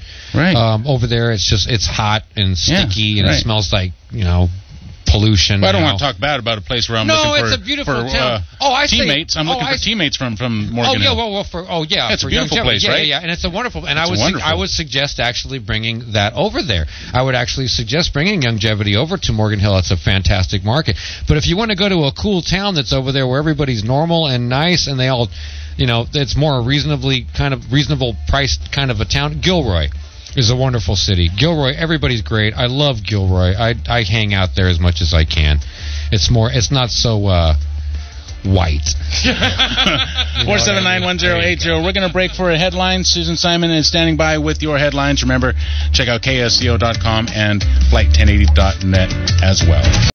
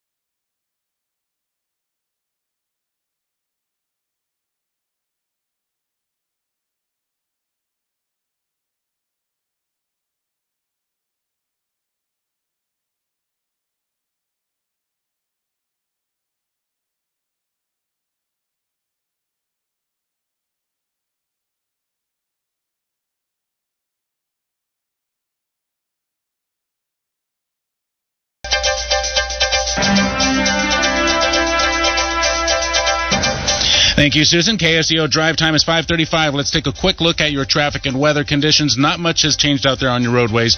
We're still looking at slow-moving traffic from Santa Cruz into Aptos, Carmel into Monterey, and also both directions heading into Moss Landing. Southbound 101, stop and go through Coyote Valley and through Gilroy. Your weather forecast for tonight, patchy fog is expected.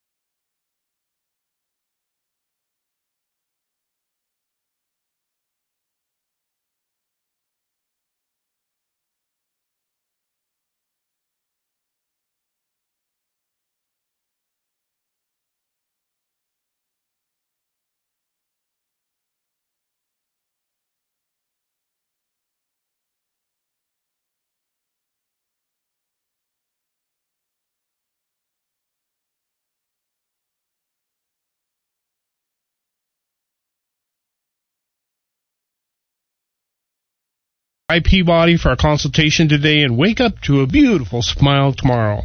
That's Dr. Guy Peabody at 831-457-0343 or visit drpeabody.com. That's drpeabody.com. I am done with my mattress. My new mattress comes today, and this thing is out of here. Bye-bye, mattress. Yep, bye-bye mattress. But throw it out. What a waste. Send it to a mattress recycler, where old mattress components become carpet padding, home insulation, biomass fuel, and all kinds of other great stuff. So bye-bye mattress is right. But don't toss it. Recycle it. It's easy, and it's free. To find a mattress recycler in your area, visit buybuymattress.com. Thanks for listening to AM 1080 KSCO.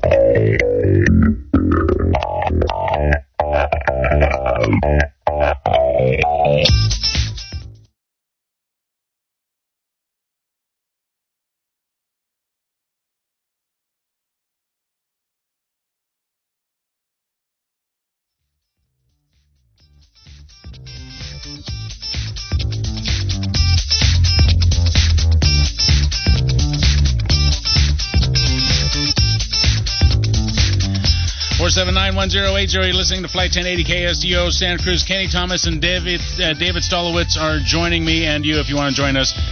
479-1080-218-5726. That's how you do it. DM at KSDO.com. Follow us on Facebook, Twitter, and YouTube.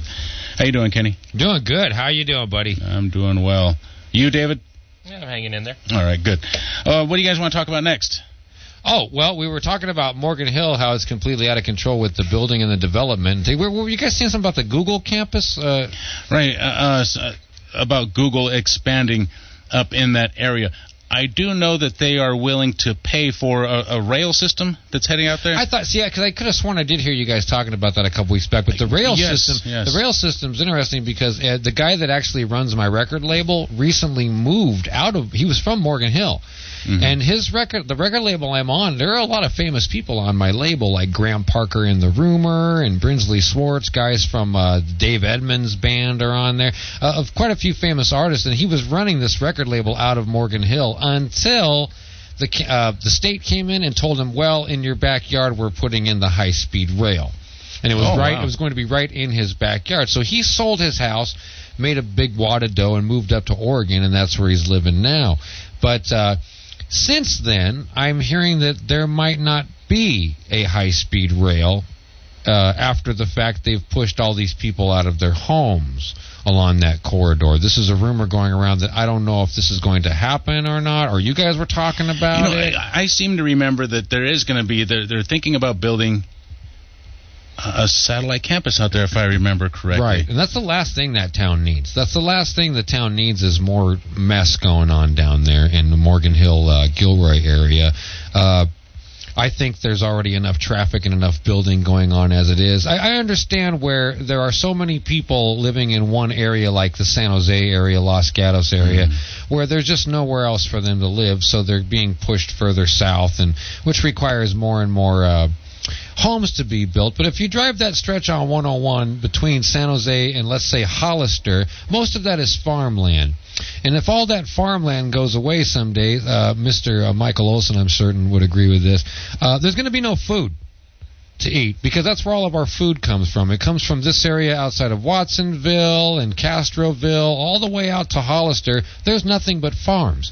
Farms, as far as the eye can see, growing lettuce and garlic and broccoli and everything people shove down their throats is being grown. I don't know if wouldn't it be better to buy that stuff from another state and use this land to build houses for people? I would think so, but I don't. I mean, what's more use? What's a better use for the land? To use it for people, or to use it to grow a piece of broccoli, or to grow vegetables?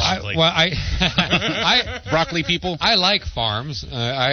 Sure, everybody. I love to eat. I mean, just look at me, right? but I think that we need housing. We really need housing, and we have all these fields. If you drive through Watsonville, there's so much agricultural land. You could use some of that to build some housing. And there's plenty of great area to do building in. Somebody was on KSCO here was talking about where the land will be available in the future for Santa Cruz County, Monterey County. A lot of people are looking further south towards the Watsonville, Salinas area.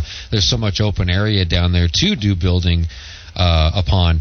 And I don't know. I guess it kind of bothers me because my whole life I'm just used to seeing one thing. I'm originally from Long Beach, moved up here 1990, and I've watched the whole area kind of go from being more agriculture to more housing and industrial and computer-based type of businesses. It changed dramatically in the 90s, dramatically.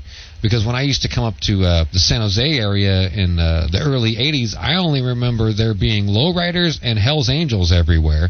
And that was the whole town. And now you can't find any lowriders or Hells Angels anywhere because they all moved away. I think they live in Pacoima now. But yeah, it's just dramatically changed to the point where there really is no breathing room there anymore. If you ever want to go just somewhere where if you love traffic and you just want to sit in traffic, if you have a passion for just sitting in your car and sweating to death, right, go to Santa Clara and just sit on the El Camino. You don't have to do anything. Just pull onto the El Camino, and I guarantee you will sit there, and it's hot. The traffic does not move, and you people like me, I wonder, where's everybody going? There's nothing to do in this town. There's not a water slide park. It's not cool like San Dimas. There's nothing to do. So where do all these people come from, and why are they here, and why can't they go back to Kansas where they came from? That's just how my brain works. I love Kansas, but maybe they should just go back.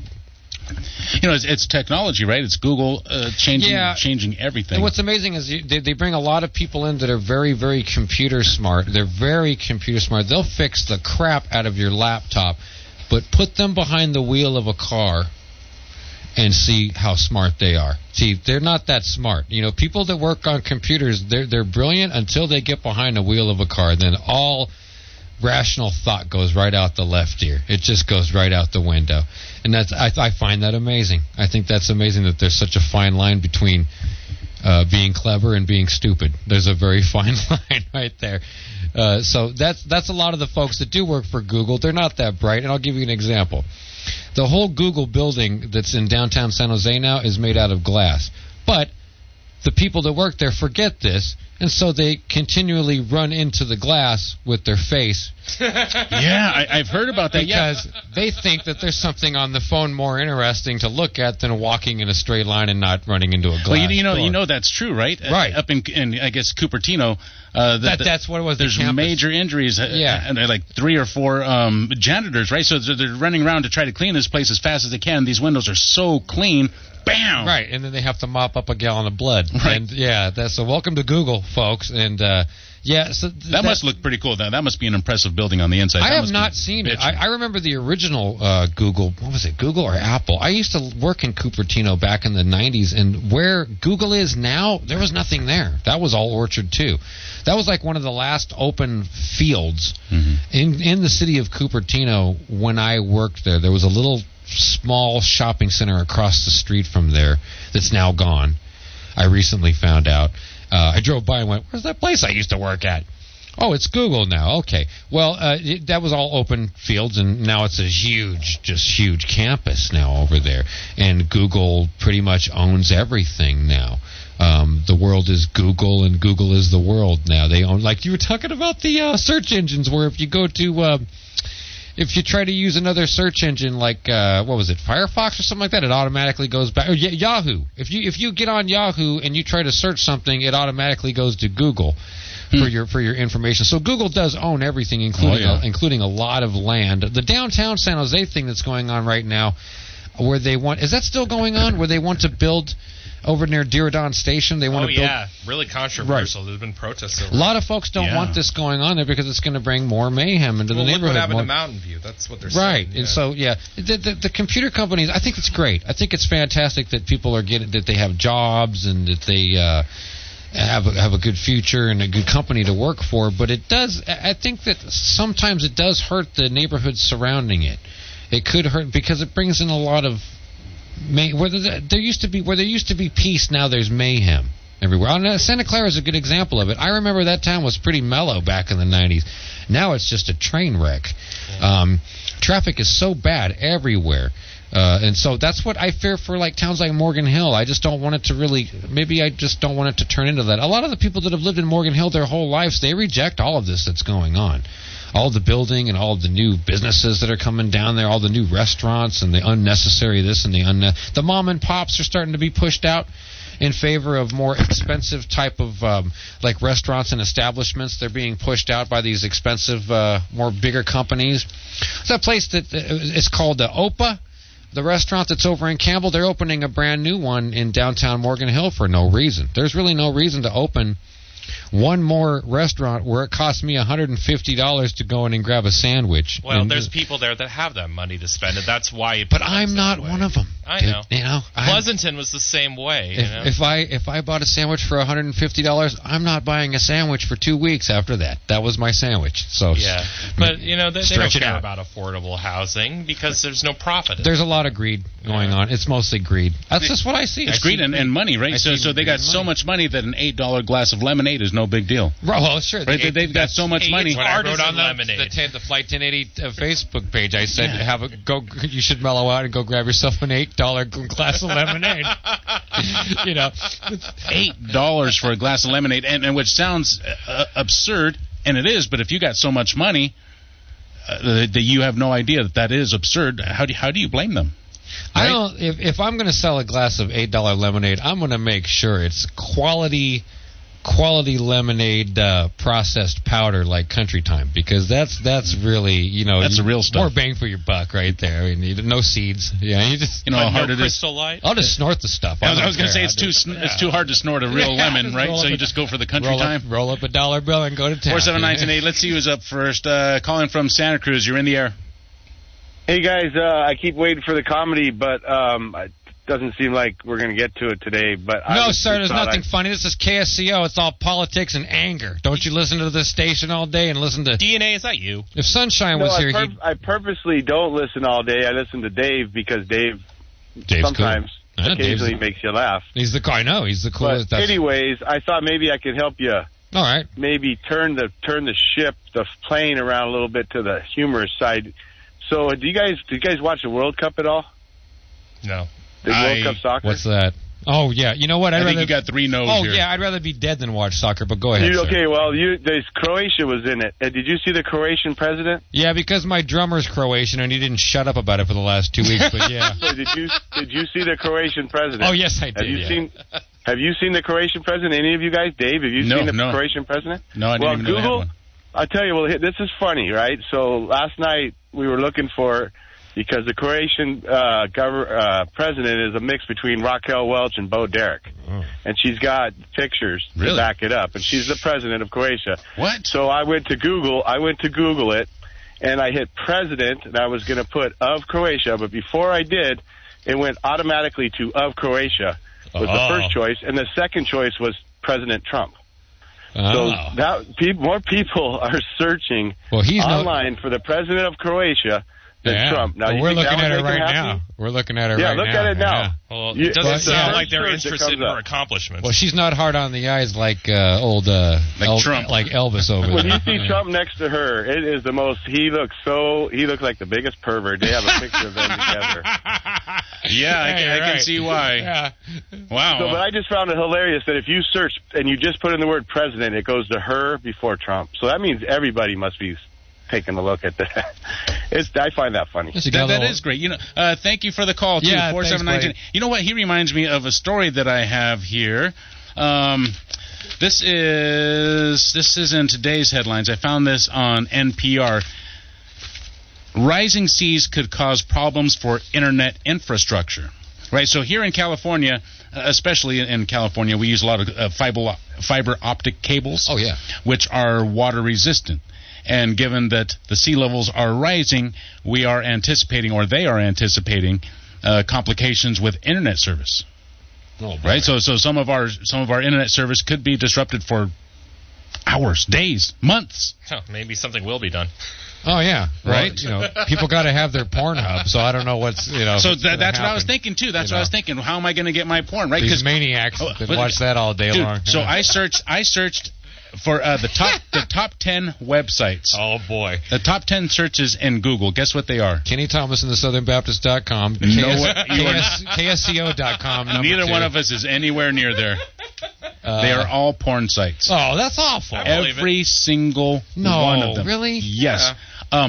If you look at I must not have brought the story. What is the internet most used for? I would imagine. Now that's where you get into the stuff like YouTube, Facebook, Twitter, but the searches, the stuff that people are searching for, it is all porn. Mm-hmm. The top 10 sites, every single one of them was a porn. And I hadn't even heard of these Hamster and Damster and I don't know what the heck is that. But they had them all listed there. I was like, okay. Wow. That's incredible. That's I don't know cat why. Videos, of course, we love cat videos. Cat right? videos, of course, but cat porn videos. There you go. I'm sure somebody has sure they're out there. Some nature videos, they would call it. I'm sure there's some nut jobs in Florida that have tapes of that somewhere. That's I don't know. That's very disturbing to me. I don't know why that's disturbing because I'm not like a raving Christian or anything like that. But I guess you don't have to be. Is it that surprising though? Well, no. I mean, it's not surprising to me. Well, it's like years ago when we first had cell phones, right? They were really, really small, or they were really big. The first cell phone was really, really big. You remember that? Oh, really big. Yeah, of course. And somebody said, an engineer over at the cell phone company said, hey, we got to make it smaller so it's more compact. And during the time the phone was made smaller is when the internet was brought about. Okay? And then that's when they started realizing they could watch porn on this little bitty screen. And that's around the time when it changed to where they said, if we can watch porn on this, you need to make the screen bigger! Bigger! It's like, okay, so that's why we have such big phones now is because of porno, not because I need information. And people want to watch cat videos and Kenny Thomas videos, right? Mm-hmm. Yeah, I watch my own videos all the time. And Kenny Thomas with cat videos. I can't talk. Did you see that? That was didn't know that got out. Poor Luther. He's a good boy. He took it like a champ. My cat's name is Luther Vandross because he's fat and black. So that's his name. But he sings like a you-know-what, let me tell you. Yeah, that is disturbing. I don't know why that's so disturbing to me, that most internet's for porno. Why is that? I don't know why. I guess what it is because years ago, if you wanted to watch a pornographic film, you would have to put a Groucho disguise on, with the glasses and the mustache and the trench coat.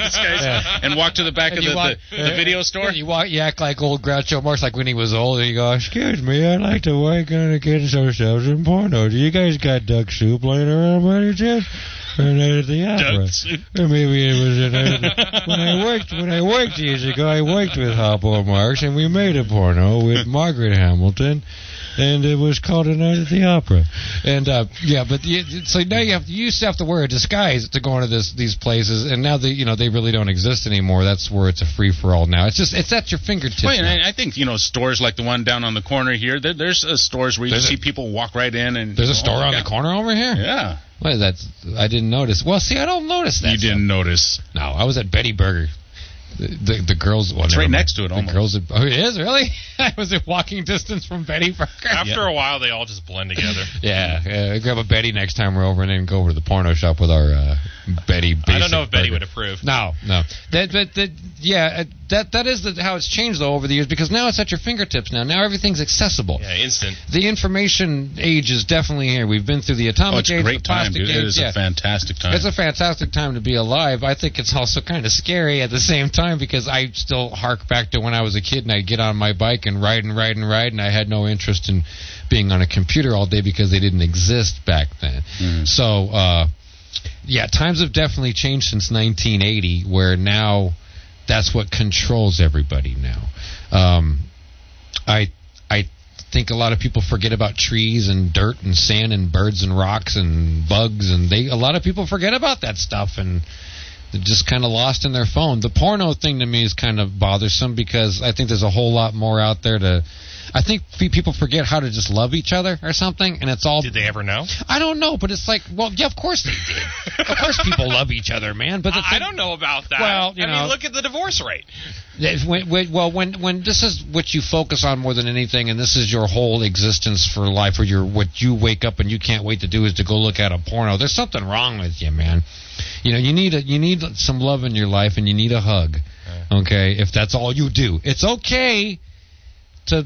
Yeah, you need a hug, but not from me, right? Don't touch me. Yeah, don't touch that's all me. you do. At least go wash your hands. Yeah, go ahead. I'm sorry. Take a phone call. Let's see what Sal has to say. He's calling from Denver. You're in the air, Sal. Hey, how you doing, Dave Cave? I am doing well, Sal. Did you call me Gay Dave? No, I'm Gay Dave. No, I did not. I called you Dave Cave. I didn't Dave call Cave. Okay, yes. He's still waiting for his. Cave. He's still waiting for his box of stuff out there. You said you were going to send it. Oh, did you get it, Sal? I got it. Yeah. Oh, I sure did. So tell us what was in that box. Meaning to call you. Pretty much everything. You have nothing left now.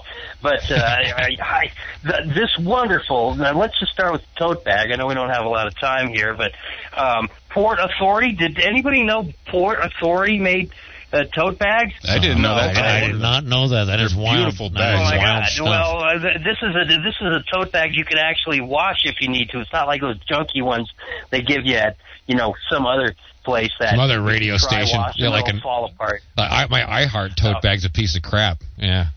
I didn't even know that they even bothered, but. Go ahead, Sal. I'm sorry. Also, Dave was kind enough to send me a KSCO beer glass, a KSCO T-shirt and sweatshirt, 2 bumper stickers, and a Santa Cruz Sentinel, which I'm looking forward to digging into here probably tomorrow when I get a little more time. So now that poor Dave does not have any money, folks, you need to get yourself to the Dave Cave and get your longevity Beyond Tangy Tangerine and other great longevity stuff, because Dave spent $30 sending me this stuff. He needs to eat. He may not have any money left. Thank you for the call, Sal. Sal, you are the plugster. 479-1080. No, I sent him out a box of beautiful stuff, and the good news is that I still have it for sale. We've got tote bags, we've got T-shirts, we've got hats, we've got sweatshirts, we've got beer glasses, we have all kinds of stuff, and I've got it all in the Dave Cave. Be sure to stop by. And your longevity products. I'm also looking for people in Morgan Hill, Gilroy, Hollister, and San Jose to join the team. 218-5726 if you want to join. Flight 1080 will We'll be right back.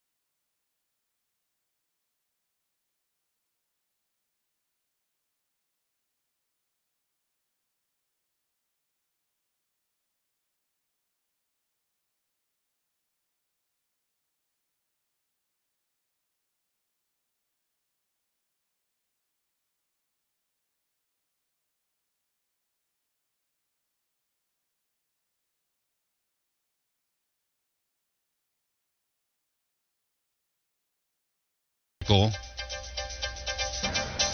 Looks like it's damaged somebody's car out there. That is northbound 101 near Front Street. Southbound 1 near 41st Avenue, a traffic collision reported at 5:55. No details there. Be on the lookout. Looks like a pickup versus a motorcycle, though. We're going to keep our fingers crossed and hope that turns out to be a minor thing. Here in Santa Cruz, it's still slow moving all the way into Aptos, Monterey into Seaside as well, also in Moss Landing. Slow moving traffic through all of those areas. Southbound 101, 10 miles per hour through Coyote Valley into Morgan Hill. Your weather forecast for tonight: patchy fog, increasing clouds, lows around 56 degrees. Tomorrow, sunny by noon. Highs will be around 70 degrees. Out on the Monterey Bay this evening, we're expecting southwest winds 5 to 15 knots, becoming west 5 knots after midnight. Wind waves 2 feet or less, and northwest swells around 3 feet at 8 seconds, along with patchy fog after midnight. 6:06 is the time as we move on to headlines. Remember to check out KSCO.com, ZBSRadio.com, and 6:06 is the time as we move on to headlines. Remember to check out KSCO.com, ZBSRadio.com, and 6:06 is the time as we move on to headlines. Remember to check out KSCO.com, ZBSRadio.com, and 6:06 is the time as we move on to headlines. That's more on that story. The group called Senators Together aims to raise more than $150,000 as the fall elections come closer. The group formed earlier this year in response to another group, Movement for Housing Justice, which successfully gathered enough signatures to put the ballot to a vote for KS.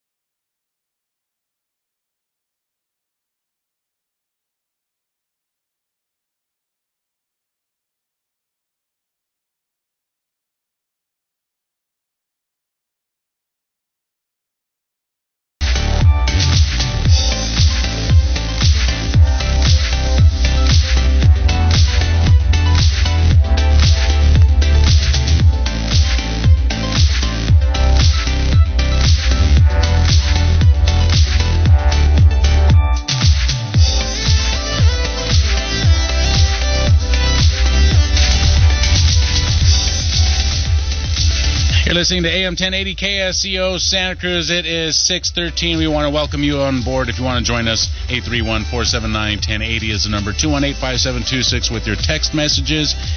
DM at KSCO.com. Follow us on Facebook, Twitter, and YouTube at Flight 1080. Kenny Thomas is joining me along with David Stolowitz. How are you guys doing? Great. Ready for hour 3? Yes. All right. What do you got? Let's tear this down. Are we doing this? Yeah, sure. We're doing that? Yeah, all sure. right. Well, this hour of Flight 1080 is brought to you by JM Electric in Santa Cruz, Monterey, and San Benito counties. Spring is the season for home safety, and so is summer. You know what? All seasons are the season for home safety, so you can find out about how JM Electric can make your home safe from electrical hazards. Call JM Electric today for a free, no-obligation electrical assessment at 422-7819. That's 422-7819. Sounds good, Kenny. Thank you for that.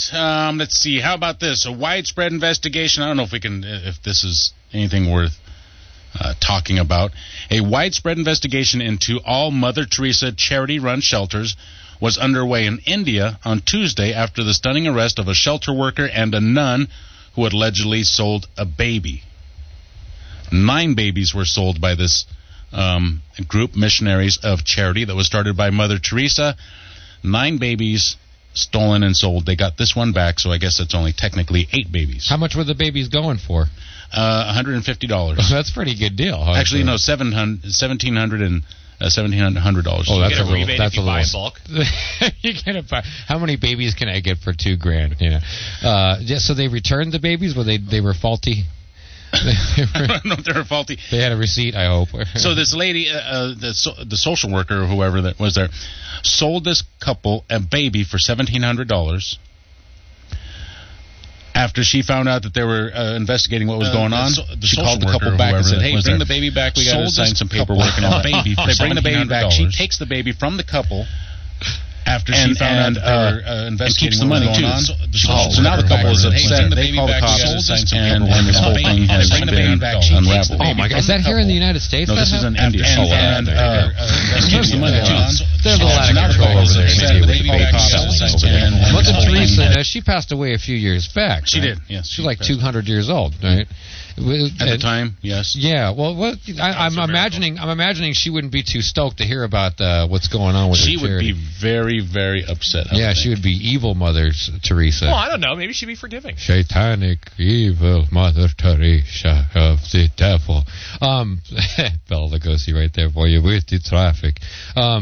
That's shocking to me, and I think that's horrible, and I hope that person's going to get in a lot of trouble. But how loose are those laws over there in India? I mean, I don't know. But I was thinking, to give somebody a baby and then take it back, right? In India, that is the definition of. And I want to be careful about saying this. You've heard the term an Indian giver, right? You've heard the term an Indian giver. Yeah. Do you know what that means? That means to welch on a deal, I imagine. To skate out on an agreement. What did the Welsh ever do today? The Welsh people. So the term Indian giver was developed, from the days obviously when Native Americans, were here, and their custom was to give, the settlers, the English settlers, give them something in want for exchange of something of equal value, right? So I will give you this phone, Kenny. Right. It's not really a gift, though. I'm expecting you to give me something back.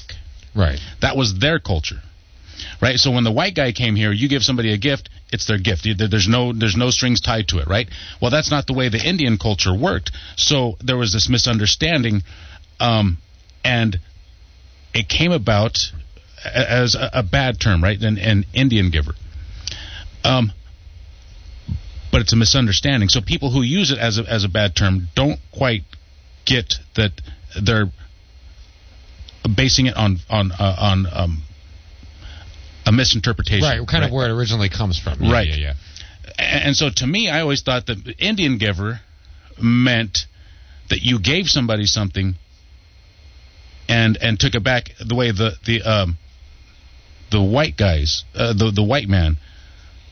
So, in other words, to me, the Indian giver in my opinion, was never a slang against Indians. It was always an unpleasant term to describe what was done to them. Right. Rather than what they were doing to other people. Right. It wasn't like anybody was calling them a cowboy giver. Like give back smallpox. Because cowboys. Right. Yeah. You're right.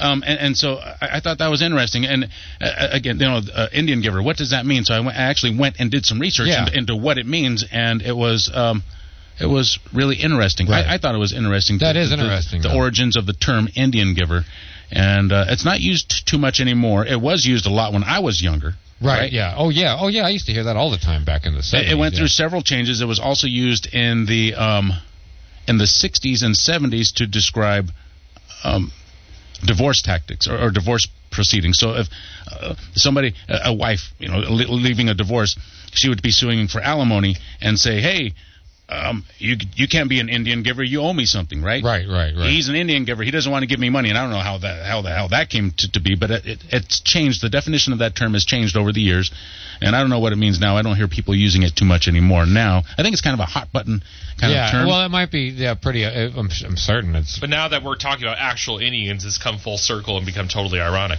Yeah. Well, because we are talking about real Indians from India. So yeah. All I know is that right now the whole town of Fremont is up in arms right now, and they're coming to get us. And is there a large? They're going to drive their Priuses. Well, when they have more than one Prius, it's a Prii. So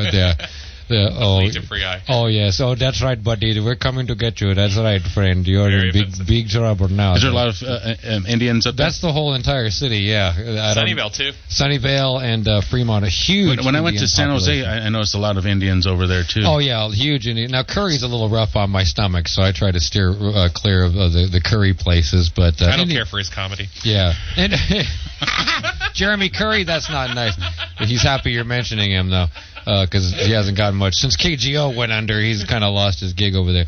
But there's a huge population of Indian folks, Afghanis too, in the Fremont and Sunnyvale area. I don't know what the attraction is, but I'm imagining somebody moved there from India and said, "Oh, Uncle Bill, you have to move here. This place is ass kicking, man. You love it. I swear. You can do whatever. Well, you can tech industry, run around naked all day long here. It's fantastic. No goats, no donkeys, no nothing." They mostly attract upper class Indians from yeah, who could work in the tech. But if you do call somebody at their house, you do hear chickens in the background. So I'm just telling you, no matter how Grandma and Grandpa gotta have something to do. They say, "Don't call me unless you get rid of those chickens first. I'm not going to entertain you." Oh, look, it's our first offended person. Got a offended person. That's not. You are not funny. I'm calling now. That's it. I'm calling the FCC. 479-1080. You guys want to take this phone call? I think. I don't know. I'm afraid. I think the name is Laurel, calling from Santa Cruz. I know she's from Santa Cruz. You're in the air. Okay, well, that's close. I'm Coral. Coral. Hey, Coral. How you doing? I think Indians have a pretty funny sense of humor. I've been to India. So anyway, they're a little bit tricky to work with, though. So I start finding that topic a little... There's a difference between Indian women and Indian men, too, where the Indian men let a lot of stuff go, and the Indian women, the women from India, they're a little more uptight about things. I've noticed that. Correct. Yeah. Whenever folks come up to visit me, the guy's always excited. "Oh, you live in the woods. It's so nice up here. It's beautiful." And the wife always goes, "Your road is crap. There's too many bumps in the road. How can you live up here so far away from civilization?" Stuff like that. So there's always an argument between the Indian women. They love to argue. Well, a good comedian friend of ours is a guy named Kabir Singh, and all he talks about during his whole act, he's been on Comedy Central, he's been on Last Comic Standing, all kinds of great shows, and all he talks about is his parents, and it's the funniest thing you've ever heard in your life. A half hour of just hearing about his parents from India is hilarious, and it's all true stuff. They are very wonderful people. They're fun to hang out with. I have tons of friends that are from India and. Comic Aziz Ansari, he talked about his parents too. Which comedian? Which comic? Is that how you say it? Aziz Ansari? Yeah. I believe that's his name. Yeah, he's really a funny guy too. Really a funny guy. So they really have great stories about their parents because a lot of guys that live here that have grown up here have folks that are from there. and they're still kind of stuck in their ways, like from the old country kind of stuff. So it is entertainment for people like me. It's very entertaining. But yeah, there's a lot of just, people from India are just wonderful people. Now over in India, the country itself, there is a reason why they leave that country. I think we all know the reason why, because it's a horrible country to live in, I imagine. Certain parts are, yeah. Well, there's a lot of poverty, hot. a lot of bad weather, a lot of bad food, and bad weather, and a lot of cows running around. Yeah. And I love cows, but I don't want one in the living room. And they walk everywhere. Well, yeah, and I love cows. I love Roseanne Barr. She's one of my favorite cows, and she's a magic cow. She can speak. She speaks magic. Magic. Her name is Moo Out the Way. That's her name. I have a black cow and a white cow. My white cow's named Mega Moo, and my black cow's named Moo Out the Way. Okay. And that was a good song, though. Yeah, it was a good song. But I've known just some wonderful people from India. Now I don't know what the fascination is with living in Fremont. I don't know where that happened. I don't know where they decided that, hey, let's all move to Sunnyvale because it reminds us of India somehow. I don't know how that happened, but God bless them. God bless them. Just be careful. Just be careful on the road. Enjoy the weather. What are you doing today? Oh, I don't know. You don't know? I'm enjoying Santa Cruz in Paradise, or Paradise in Santa Cruz. Yeah, it is beautiful over here. This is my favorite town in the entire world. This is Santa Cruz, Capitola area is just gorgeous. I love it here. But we're happy to hear from you. You gonna watch us on TV August 10th? Oh yeah, are you live? Is it with Phil Harmonic or with the other guy? It's the guy that Richard Dussel. Richard Dussel. Yeah, I worked with him before. Yeah. Who's his comedy writer? Do you know? Because he needs a new one. I'm just saying. You may be the one. He was bombing last time I watched him. But we're excited to see him, and we're excited to hear from you. Thanks for calling today. I'll talk to you real soon. Thank you for your call, Coral. 479-1080 is the number if you want to get on board.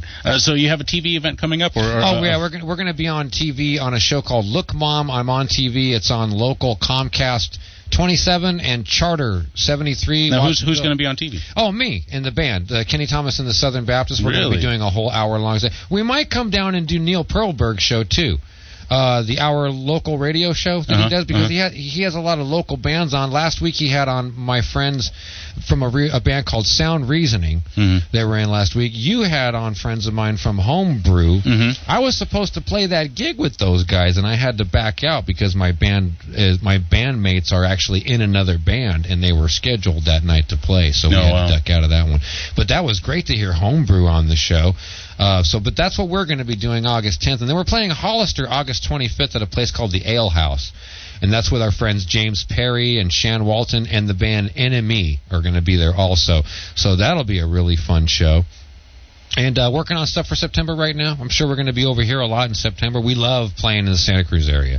It's our favorite place on earth. Is it really? I was going to ask you. We play everywhere. We play up and down the coast a lot, up between here and L.A. a lot. But what's coming here is just great. The audiences are so responsive. There's so much fun. They enjoy. They know our songs. They actually listen to us. We played at the Sandbar like a month ago over here, and when we showed up, there were posters of us in the window. So that was kind of cool. People are very nice and responsive to the band. We get nothing but praise and nice response everywhere we go. We're very grateful for that. Is there any places that you don't go to? Because I would think, like David, there's probably certain places where comedy works better, right? Oh, yeah. David, is there, right? There are certain places where comedy works better than music. One of the places he does shows at is, gosh, I hate to mention their name, but Bocce's Cellar is horrible for music. Horrible for music. Andy Pancakes would disagree. But they're fantastic. Andy Pancakes. And then they're and Waffles Princess, too. And is that a real person, Waffles Princess? Yes, that's one of my friends, the Waffle Princess, that does a radio show. Oh man, in San Jose. That's a cool name. Yeah, there's a lot of there's a double lot behind the word. Yeah, waffles apparently means something sexual. I had no idea. Really? I don't get out of the house. Really? Yeah, I had no. I'm looking. I'm googling. No. Yeah, that's what it's for. Do not look this. Yeah, I'm gonna check it out. So go ahead and keep talking, Kenny. Boy, Rosemary already turned off the show by now. Yeah, so I am waffles. Waffles. I don't know where that came from, but that's her. She calls herself Waffles, the Princess Waffle, something or another, and nothing's popping up under sexual waffles. Yeah, maybe sexy waffles. Waffles, like waffle maybe talk. Waffling on sex. Waffles, what it means? I don't know. It has to do something with sex, but I don't know. I love waffles. Oh, that doesn't help me. I had waffles last night. I had blueberry waffles last night, and I really didn't get one sexual thought the whole time I was eating them. I think that's you have normal. to go for strawberries. I just thought, wow, I'm going to get a cavity from this. Yeah, there's nothing here. I think you're making this up. It's Waffles. Call in the show and explain yourself.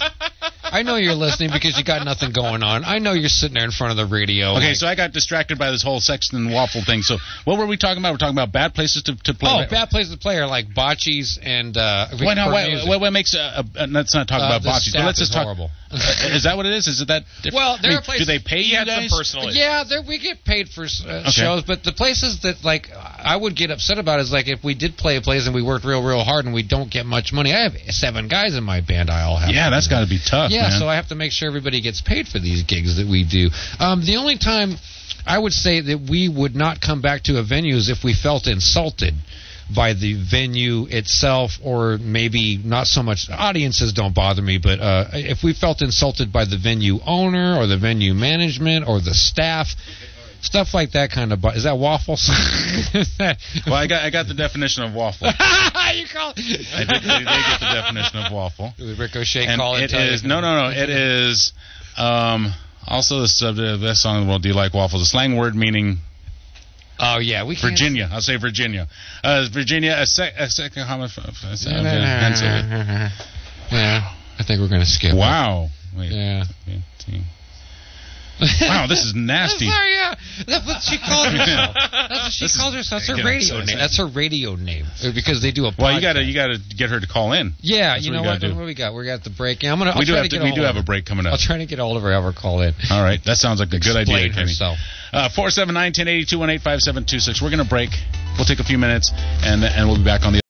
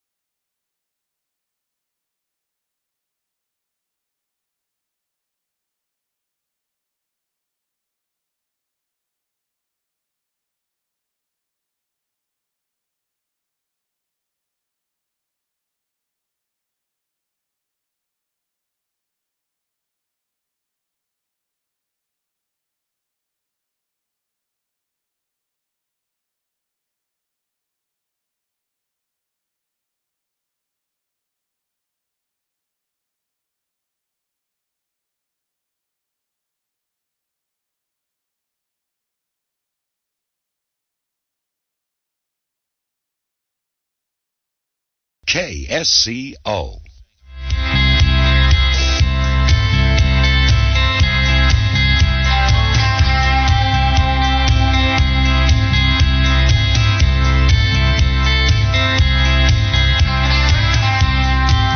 Or 7910802185726. We should get a mic in here during the break because that was an interesting learning experience. You know, Sal called in. Sal is the one who said to check that out. And wow, Sal, that is unbelievable. Well, now we know what. What do you say now? Well, now we know what waffles meant. We did a Google search in here, and the only thing that came up was IHOP. So, right. Yeah. No, you were looking at the wrong thing. You had something waffle. in front of the waffle thing. Oh. Okay, bad places to go. What makes a place bad? I'd say also like the crowd, the neighborhood. The neighborhood. Really? That makes a difference? Yeah, you know, when I worked at the San Jose Improv just as the production director, I loved the theater, but hated the neighborhood because it's such a dump. There's so much crime and violence and drug use right out in the middle of the street, right there, right in front of the venue. I mean, just right there on 2nd Street. And that's a bad thing for I think it's bad when you're an entertainer and you get out of your car or you get out of your ride and you go walking up and you see mayhem everywhere. I don't think it's a great place for a venue also because there's people that have to stand in line before they come in, and they're out there sometimes for up to an hour waiting to get in, and there's a lot of crazy stuff that goes on in downtown San Jose, right where the Improv is. Beautiful theater, horrible neighborhood. How do people get in? The headliners, how do they get in? Do they get in through the front door, back door? Oh, through the front door. Oh, really? Yeah. We would actually, depending on how big the person was, we would escort them in. Like, I actually, you wouldn't believe this, but Mick Foley, the wrestler, I actually met with him and then brought him to the hotel, and not to the hotel, when I brought him to the venue from the hotel, and when we showed up, the crowd went nuts. I mean, they went crazy out there. They recognize him? Oh, yeah. When people are waiting to see somebody they really love, they get very excited. But we had to kind of security. Certain comedians like Bob Saget, we had to surround him. Because he's still a big deal? Yeah, he's had threats against his life. And really? Why? Some nutty people. Because there's just some people. Because his jokes are bad? I mean, people is he that unfunny? I think there's just people on medications, and when they watch TV and they think you're directly talking to them, they come to the show. And there were a couple of fellas at that Bob Saget show that I worked where I actually came very close to kicking them out, and it wasn't my responsibility to kick anybody out, but I kept watching these two guys. They kept trying to What kind of stuff did they do? They were trying to sneak in backstage. They kept trying to sneak in backstage, and they were trying to be real cool about it. And I let them know. You know, I said, first of all, how much did you guys pay to get into this show? They said, like $60. I go, so $60, and you're going to get kicked out any minute now if you guys keep making me mad. You see that big scary security guy over there? They said, yeah. I said, well, I'm going to go have a talk with him about you two in about 1 minute if you don't go sit down and enjoy the show for the $60 that you spent on the show. Is $60, is that worth going backstage? I don't think so. I don't think it's worth to go get kicked out, of a show over. And I don't know. Bob Saget has a very odd following. People think that show of his that was on television, that Full House, right? They think that's just brilliant television when it was just 8 years of crap. What you talking about, Willis? That was a whole different. Well, Different Strokes was at least funny, because Full House. Don't you ever watch it? You got it, dude. You don't think that was funny? No. Full House? No, that was a horrifying show. The stand-up comedian on there was not funny. The one guy that was supposed to be a stand-up comic, and you know what's funny in real life? He ain't funny in real life either. Yeah, he's really not funny. And Bob Saget's a wonderful guy. Really told me some incredibly funny stories. I could tell on the air here, no problem. They're funny stories. Unbelievable about how Yakov Smirnoff saved his life and brought him back to Mitzi Shore's comedy store. And he was telling me these great stories about he had nowhere to go. And Yakov Smirnoff was the janitor at the comedy store, and Mitzi was letting him do Sunday nights over there. They was letting Yakov do like 10 minutes every Sunday. Is it Mitzi Shore? Mitzi Shore, Pauly Shore's mom. Right.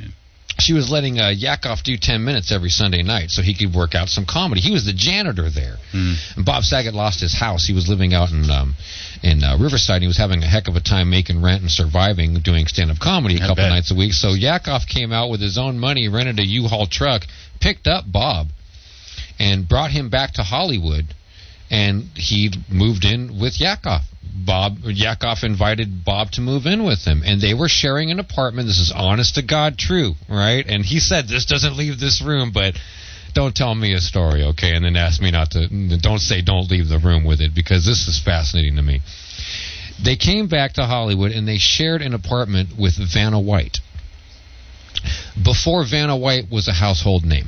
Wow. Okay, was she still doing it was right when Wheel of Fortune had just started. Wheel of Fortune was a brand new show. They all lived in the same apartment together, and Yakov and Bob never got any sleep there at night because Lou Ferrigno was coming over every night and getting it on with Vanna White. No, this is honest to God truth. That guy is so ugly. The Incredible Hulk. Yeah, it would have made more sense if it was Bill Bixby, but or somebody like that, right? But it was the Incredible Scary Guy. I'd hate to go in the bathroom after that guy. I got to tell you. But, seriously, though, folks. like a plane crashed in there. What happened? But he was coming over every night and getting it on with her. And they were making the whoopee and having all the good stuff and all the fun, you see.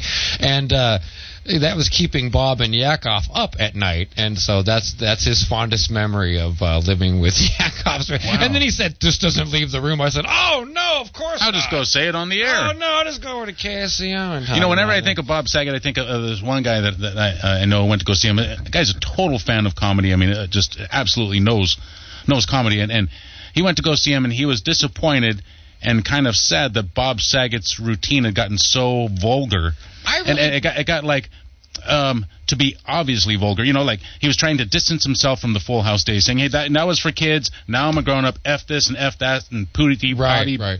And all those words. I really didn't think it was that bad because when you do a show like that where it's completely rehearsed, you're watching the same show 4 to 5 times in the course of a weekend. Mm-hmm. I was doing 2 shows a night with him, right? Mm-hmm. And I got to know all the jokes before the second ending of the second show. I knew the whole routine because he had already repeated it for a different audience. I didn't think he was that bad at all, to tell you the truth. He told a lot of funny stories about celebrities and people like Ed Asner and being on a plane with Ed Asner. He told some really funny stories. And the thing that was kind of cool about Bob is that he had called me up a couple of days before I got a phone call. And it was him on the phone. And I didn't believe it was him. I said, who is this and who's goofing around? Because I'm working with Saget this week. And he said, this is really Bob Saget. I go, who gave you my number? He said, Human gave me your number. I said, okay, well, let's talk, because that's a name you're dropping where it's a legitimate agent that I know. So Bob says, listen, I'm coming to town, and I don't like to travel with my guitar, but I sing a couple of songs during the show. Can I borrow your guitar? I said, yeah, sure. So Bob Saget, during that weekend, played my Ibanez guitar for the entire weekend. And then when we were done with the run, I had him autograph the guitar for me. And he was so humble and such a nice guy. He said, oh, no, I'll ruin the guitar. I said, no, trust me, it'll be worth something now. So where the guitar used to be worth maybe $50 then, it's probably worth like $56 now. So, yeah, so I know I'm going to rake it in when I sell my Bob Saget autographed guitar. Yeah. But, yeah, I thought he was a great guy and really a nice person. A little weird backstage, like not too demanding, but there were a couple of things him and I. What are some of the weirdest demands that you've heard of? From celebrities? From celebrities, yeah. Oh, gosh. Me personally, I worked with a guy named Joe Coy, who was absolutely, I just think, one of the worst people I've ever worked with in my life. Is that the Asian guy? Joe Coy is Filipino, yeah, and he's. I really don't like to say bad things about people, but he treated me horribly and broke one of my microphones that cost $100 and refused to pay for it. During the course of the show, he was doing a bit about, let's just say, servicing yourself, and he was banging the microphone against the stool, and that was my microphone because the Improv Corporation is so cheap, they won't go buy new equipment. I wanted the man to have a decent microphone for his show. We were doing a Netflix special. I wanted to see my microphone on that show. And so I accomplished that by putting a piece of tape on there to establish that's mine. And so then he broke it. It wouldn't pay me for the microphone. And then had the nerve to say, you know what you guys need are some Sennheisers down here. Yeah, a $300 microphone I can break instead of a $100 microphone. He was behind my back, had me pulled off the show. One of my functions was I was what was called like the pre-host of the show. I would come down and kind of entertain the audience before the first comic would come out. I would do like a ticket giveaway, come down to a table and start giving somebody a hard time about where they're from or what their name is or whatever. I had a great time doing that. Apparently Joe Coy did not enjoy me doing that and complained to management that he didn't want anybody being funny before he came on stage. So they pulled me off the show, and I said, great, you pull me off the show, then you're paying me for the whole next week worth of shows, and I'm going to sit here and do nothing. And that's what I did. I didn't announce him. I didn't bring him out. I didn't handle his lights, his sound, his cues, his video screen drop down. I didn't do any of it. And I said, you're paying for me. You're going to pay me. I made the Levity Entertainment Company pay me for the work because I felt very, very insulted by Joe Coy. Not a very nice person. And I hate to say that about comedians because you look at this guy and you go, wow, I bet he's a really nice guy. And he's really nice to all of his fans.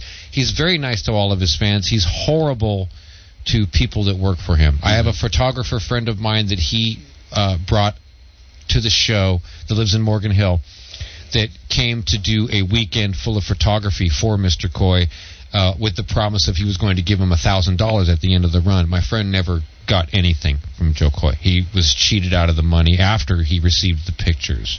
So the other guy that I really was not too many people I was disappointed to meet, but one fella in particular that I was so excited to meet treated me horribly, and that was Mr. Adam Carolla. Really? Which was a real drag, because Adam Carolla was one of my radio heroes until the minute I worked for him. And he was insulting. He was rude.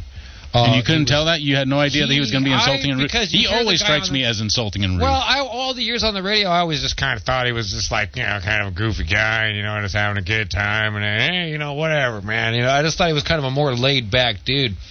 And when I did the show with him, apparently he was having a fight with his co-host then, which I believe her name was Teresa Strasser. And they were having a fight on the airplane on the way up I didn't know about. And she didn't even come downstairs to say hi to any of the fans after the podcast. We did 2 live broadcasts that day, back to back. And they had Brad Williams on, Joe Coy, and a couple of really great comics were on the show live. It was really, really an experience for me to be able to do that. And I enjoyed every minute of it.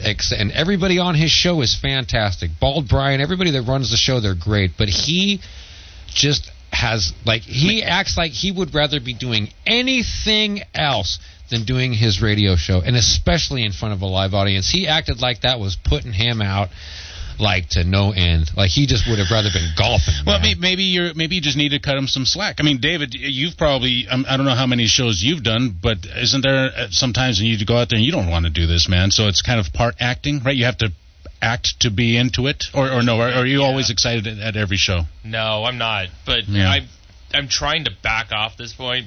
When I started, a lot of the milieu, the idea was that you got to get out there and do as many shows as possible. It's all about the quantity and get your 10,000 Malcolm Gladwell hours to mastery.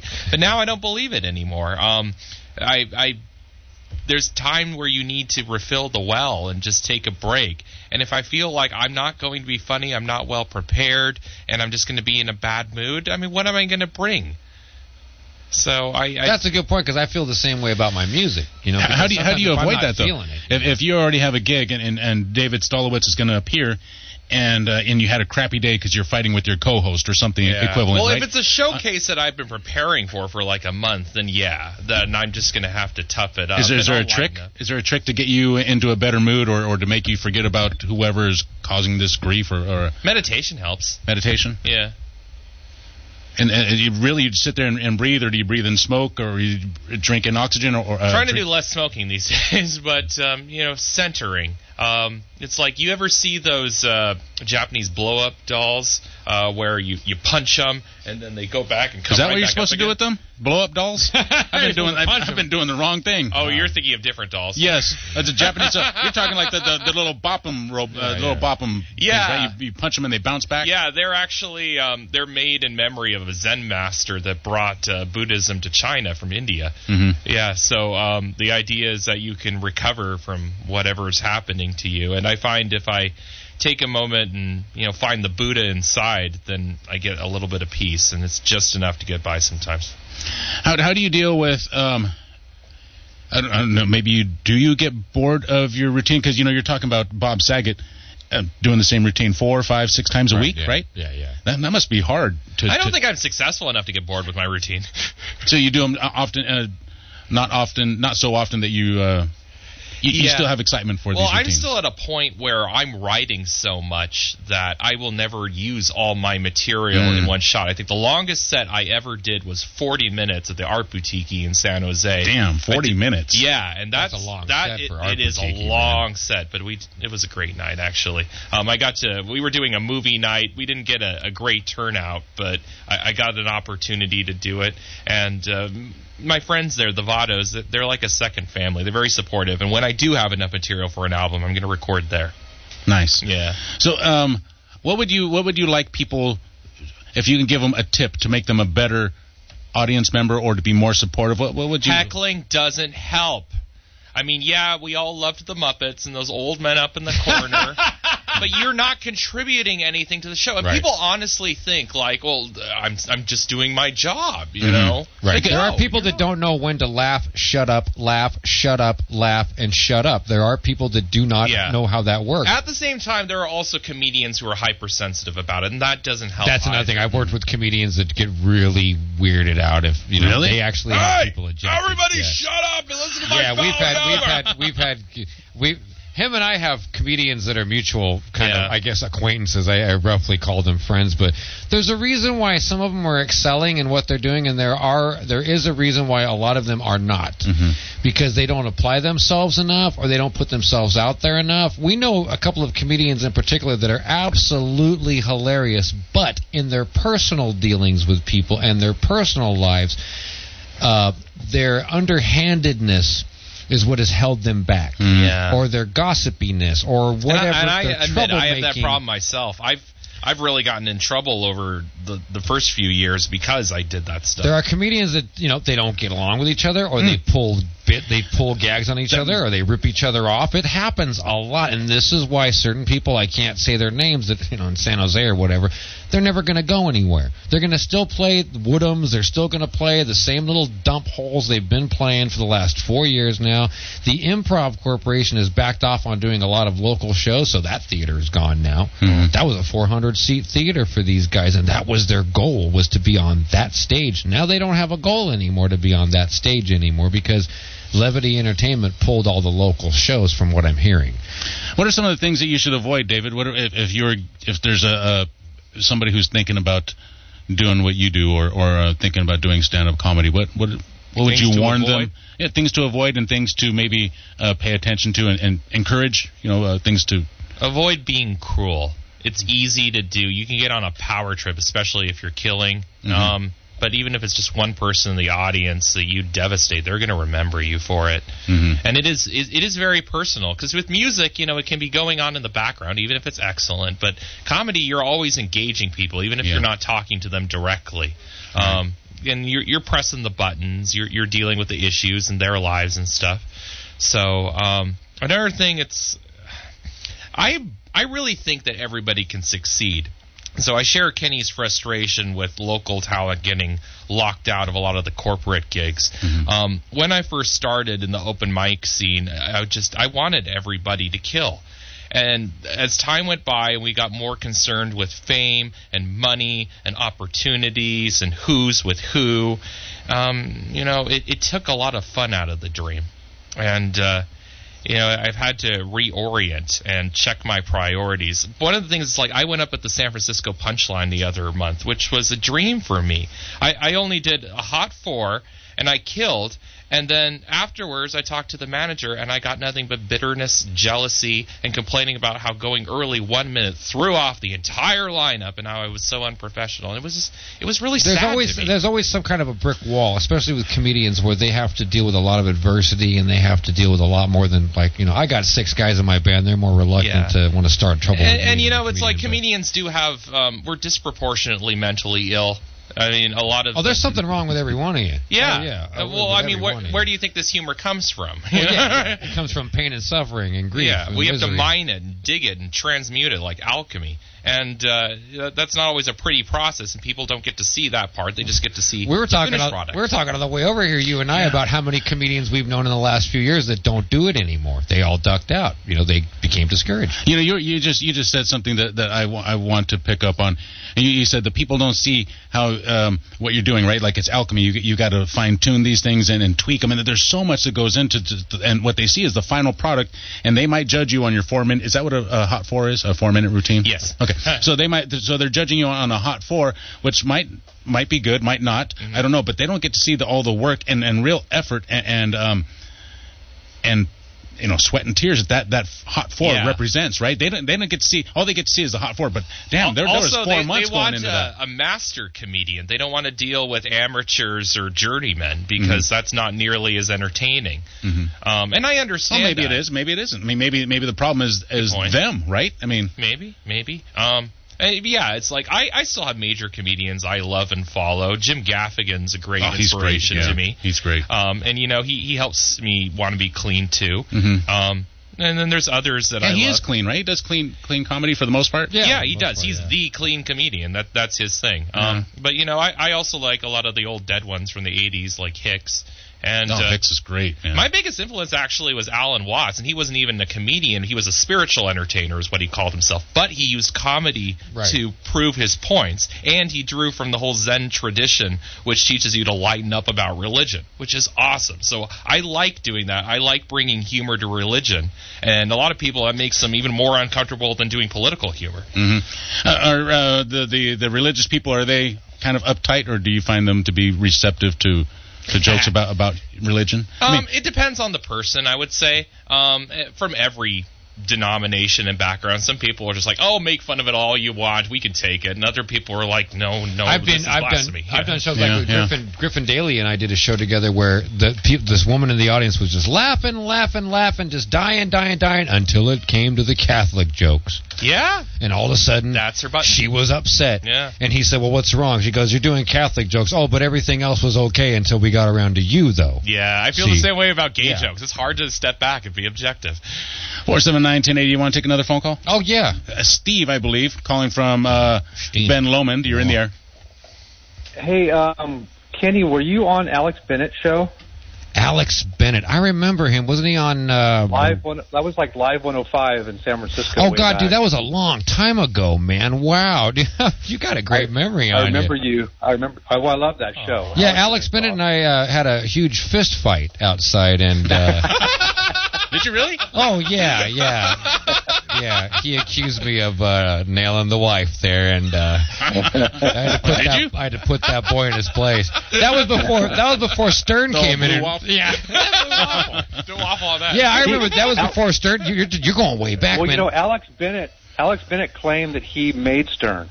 Well, you know what? He's right. Also, Dennis Erectus did, too. The great late Dennis Erectus was the actual man who started that type of radio, shock radio, and he was a very dear friend of mine, and I miss him all the time. And Dennis Erectus was a genius. So, and Alex Bennett was just brilliant. That's cool you remember that, man. Oh, my gosh, that's cool. Yeah. Wow. I still follow him on Facebook. He does like little podcasts. I'll have to hit that dude up. I haven't talked to him in like 20-some odd years. That's cool. Oh my God, that's a blast from the past. Thank you, Steve. That's cool, man. Thank you for the call, Steve. What do you think about Brian Regan? Oh, Regan's cool. Do you like Regan at all? Yeah, he's funny. Yeah, Regan's pretty funny guy. Yeah. And I got kids. Yeah. Yeah, I think he's great. I think he's great. Yeah, I'd like to see more of him. I laugh every time. Yeah. Yeah, he's always been great. In fact, talk about Adam Carolla. He used to be a great guest on the Carolla show years ago. He was always funny. Thank you for the call, Steve. 479-1080. Hey, Kenny, thank you for joining us. Thank you, guys. David, thank you for joining us as well. We got to get you guys in here again, and we'll keep it focused on comedy. Yeah. Okay. And see how. See what's in the life of a comedian, because I think it's fascinating. KSEO Santa Cruz, we're coming up on 7 p.m. Flight 1080 lands. We'll be back tomorrow. Presidential clarification. Twitter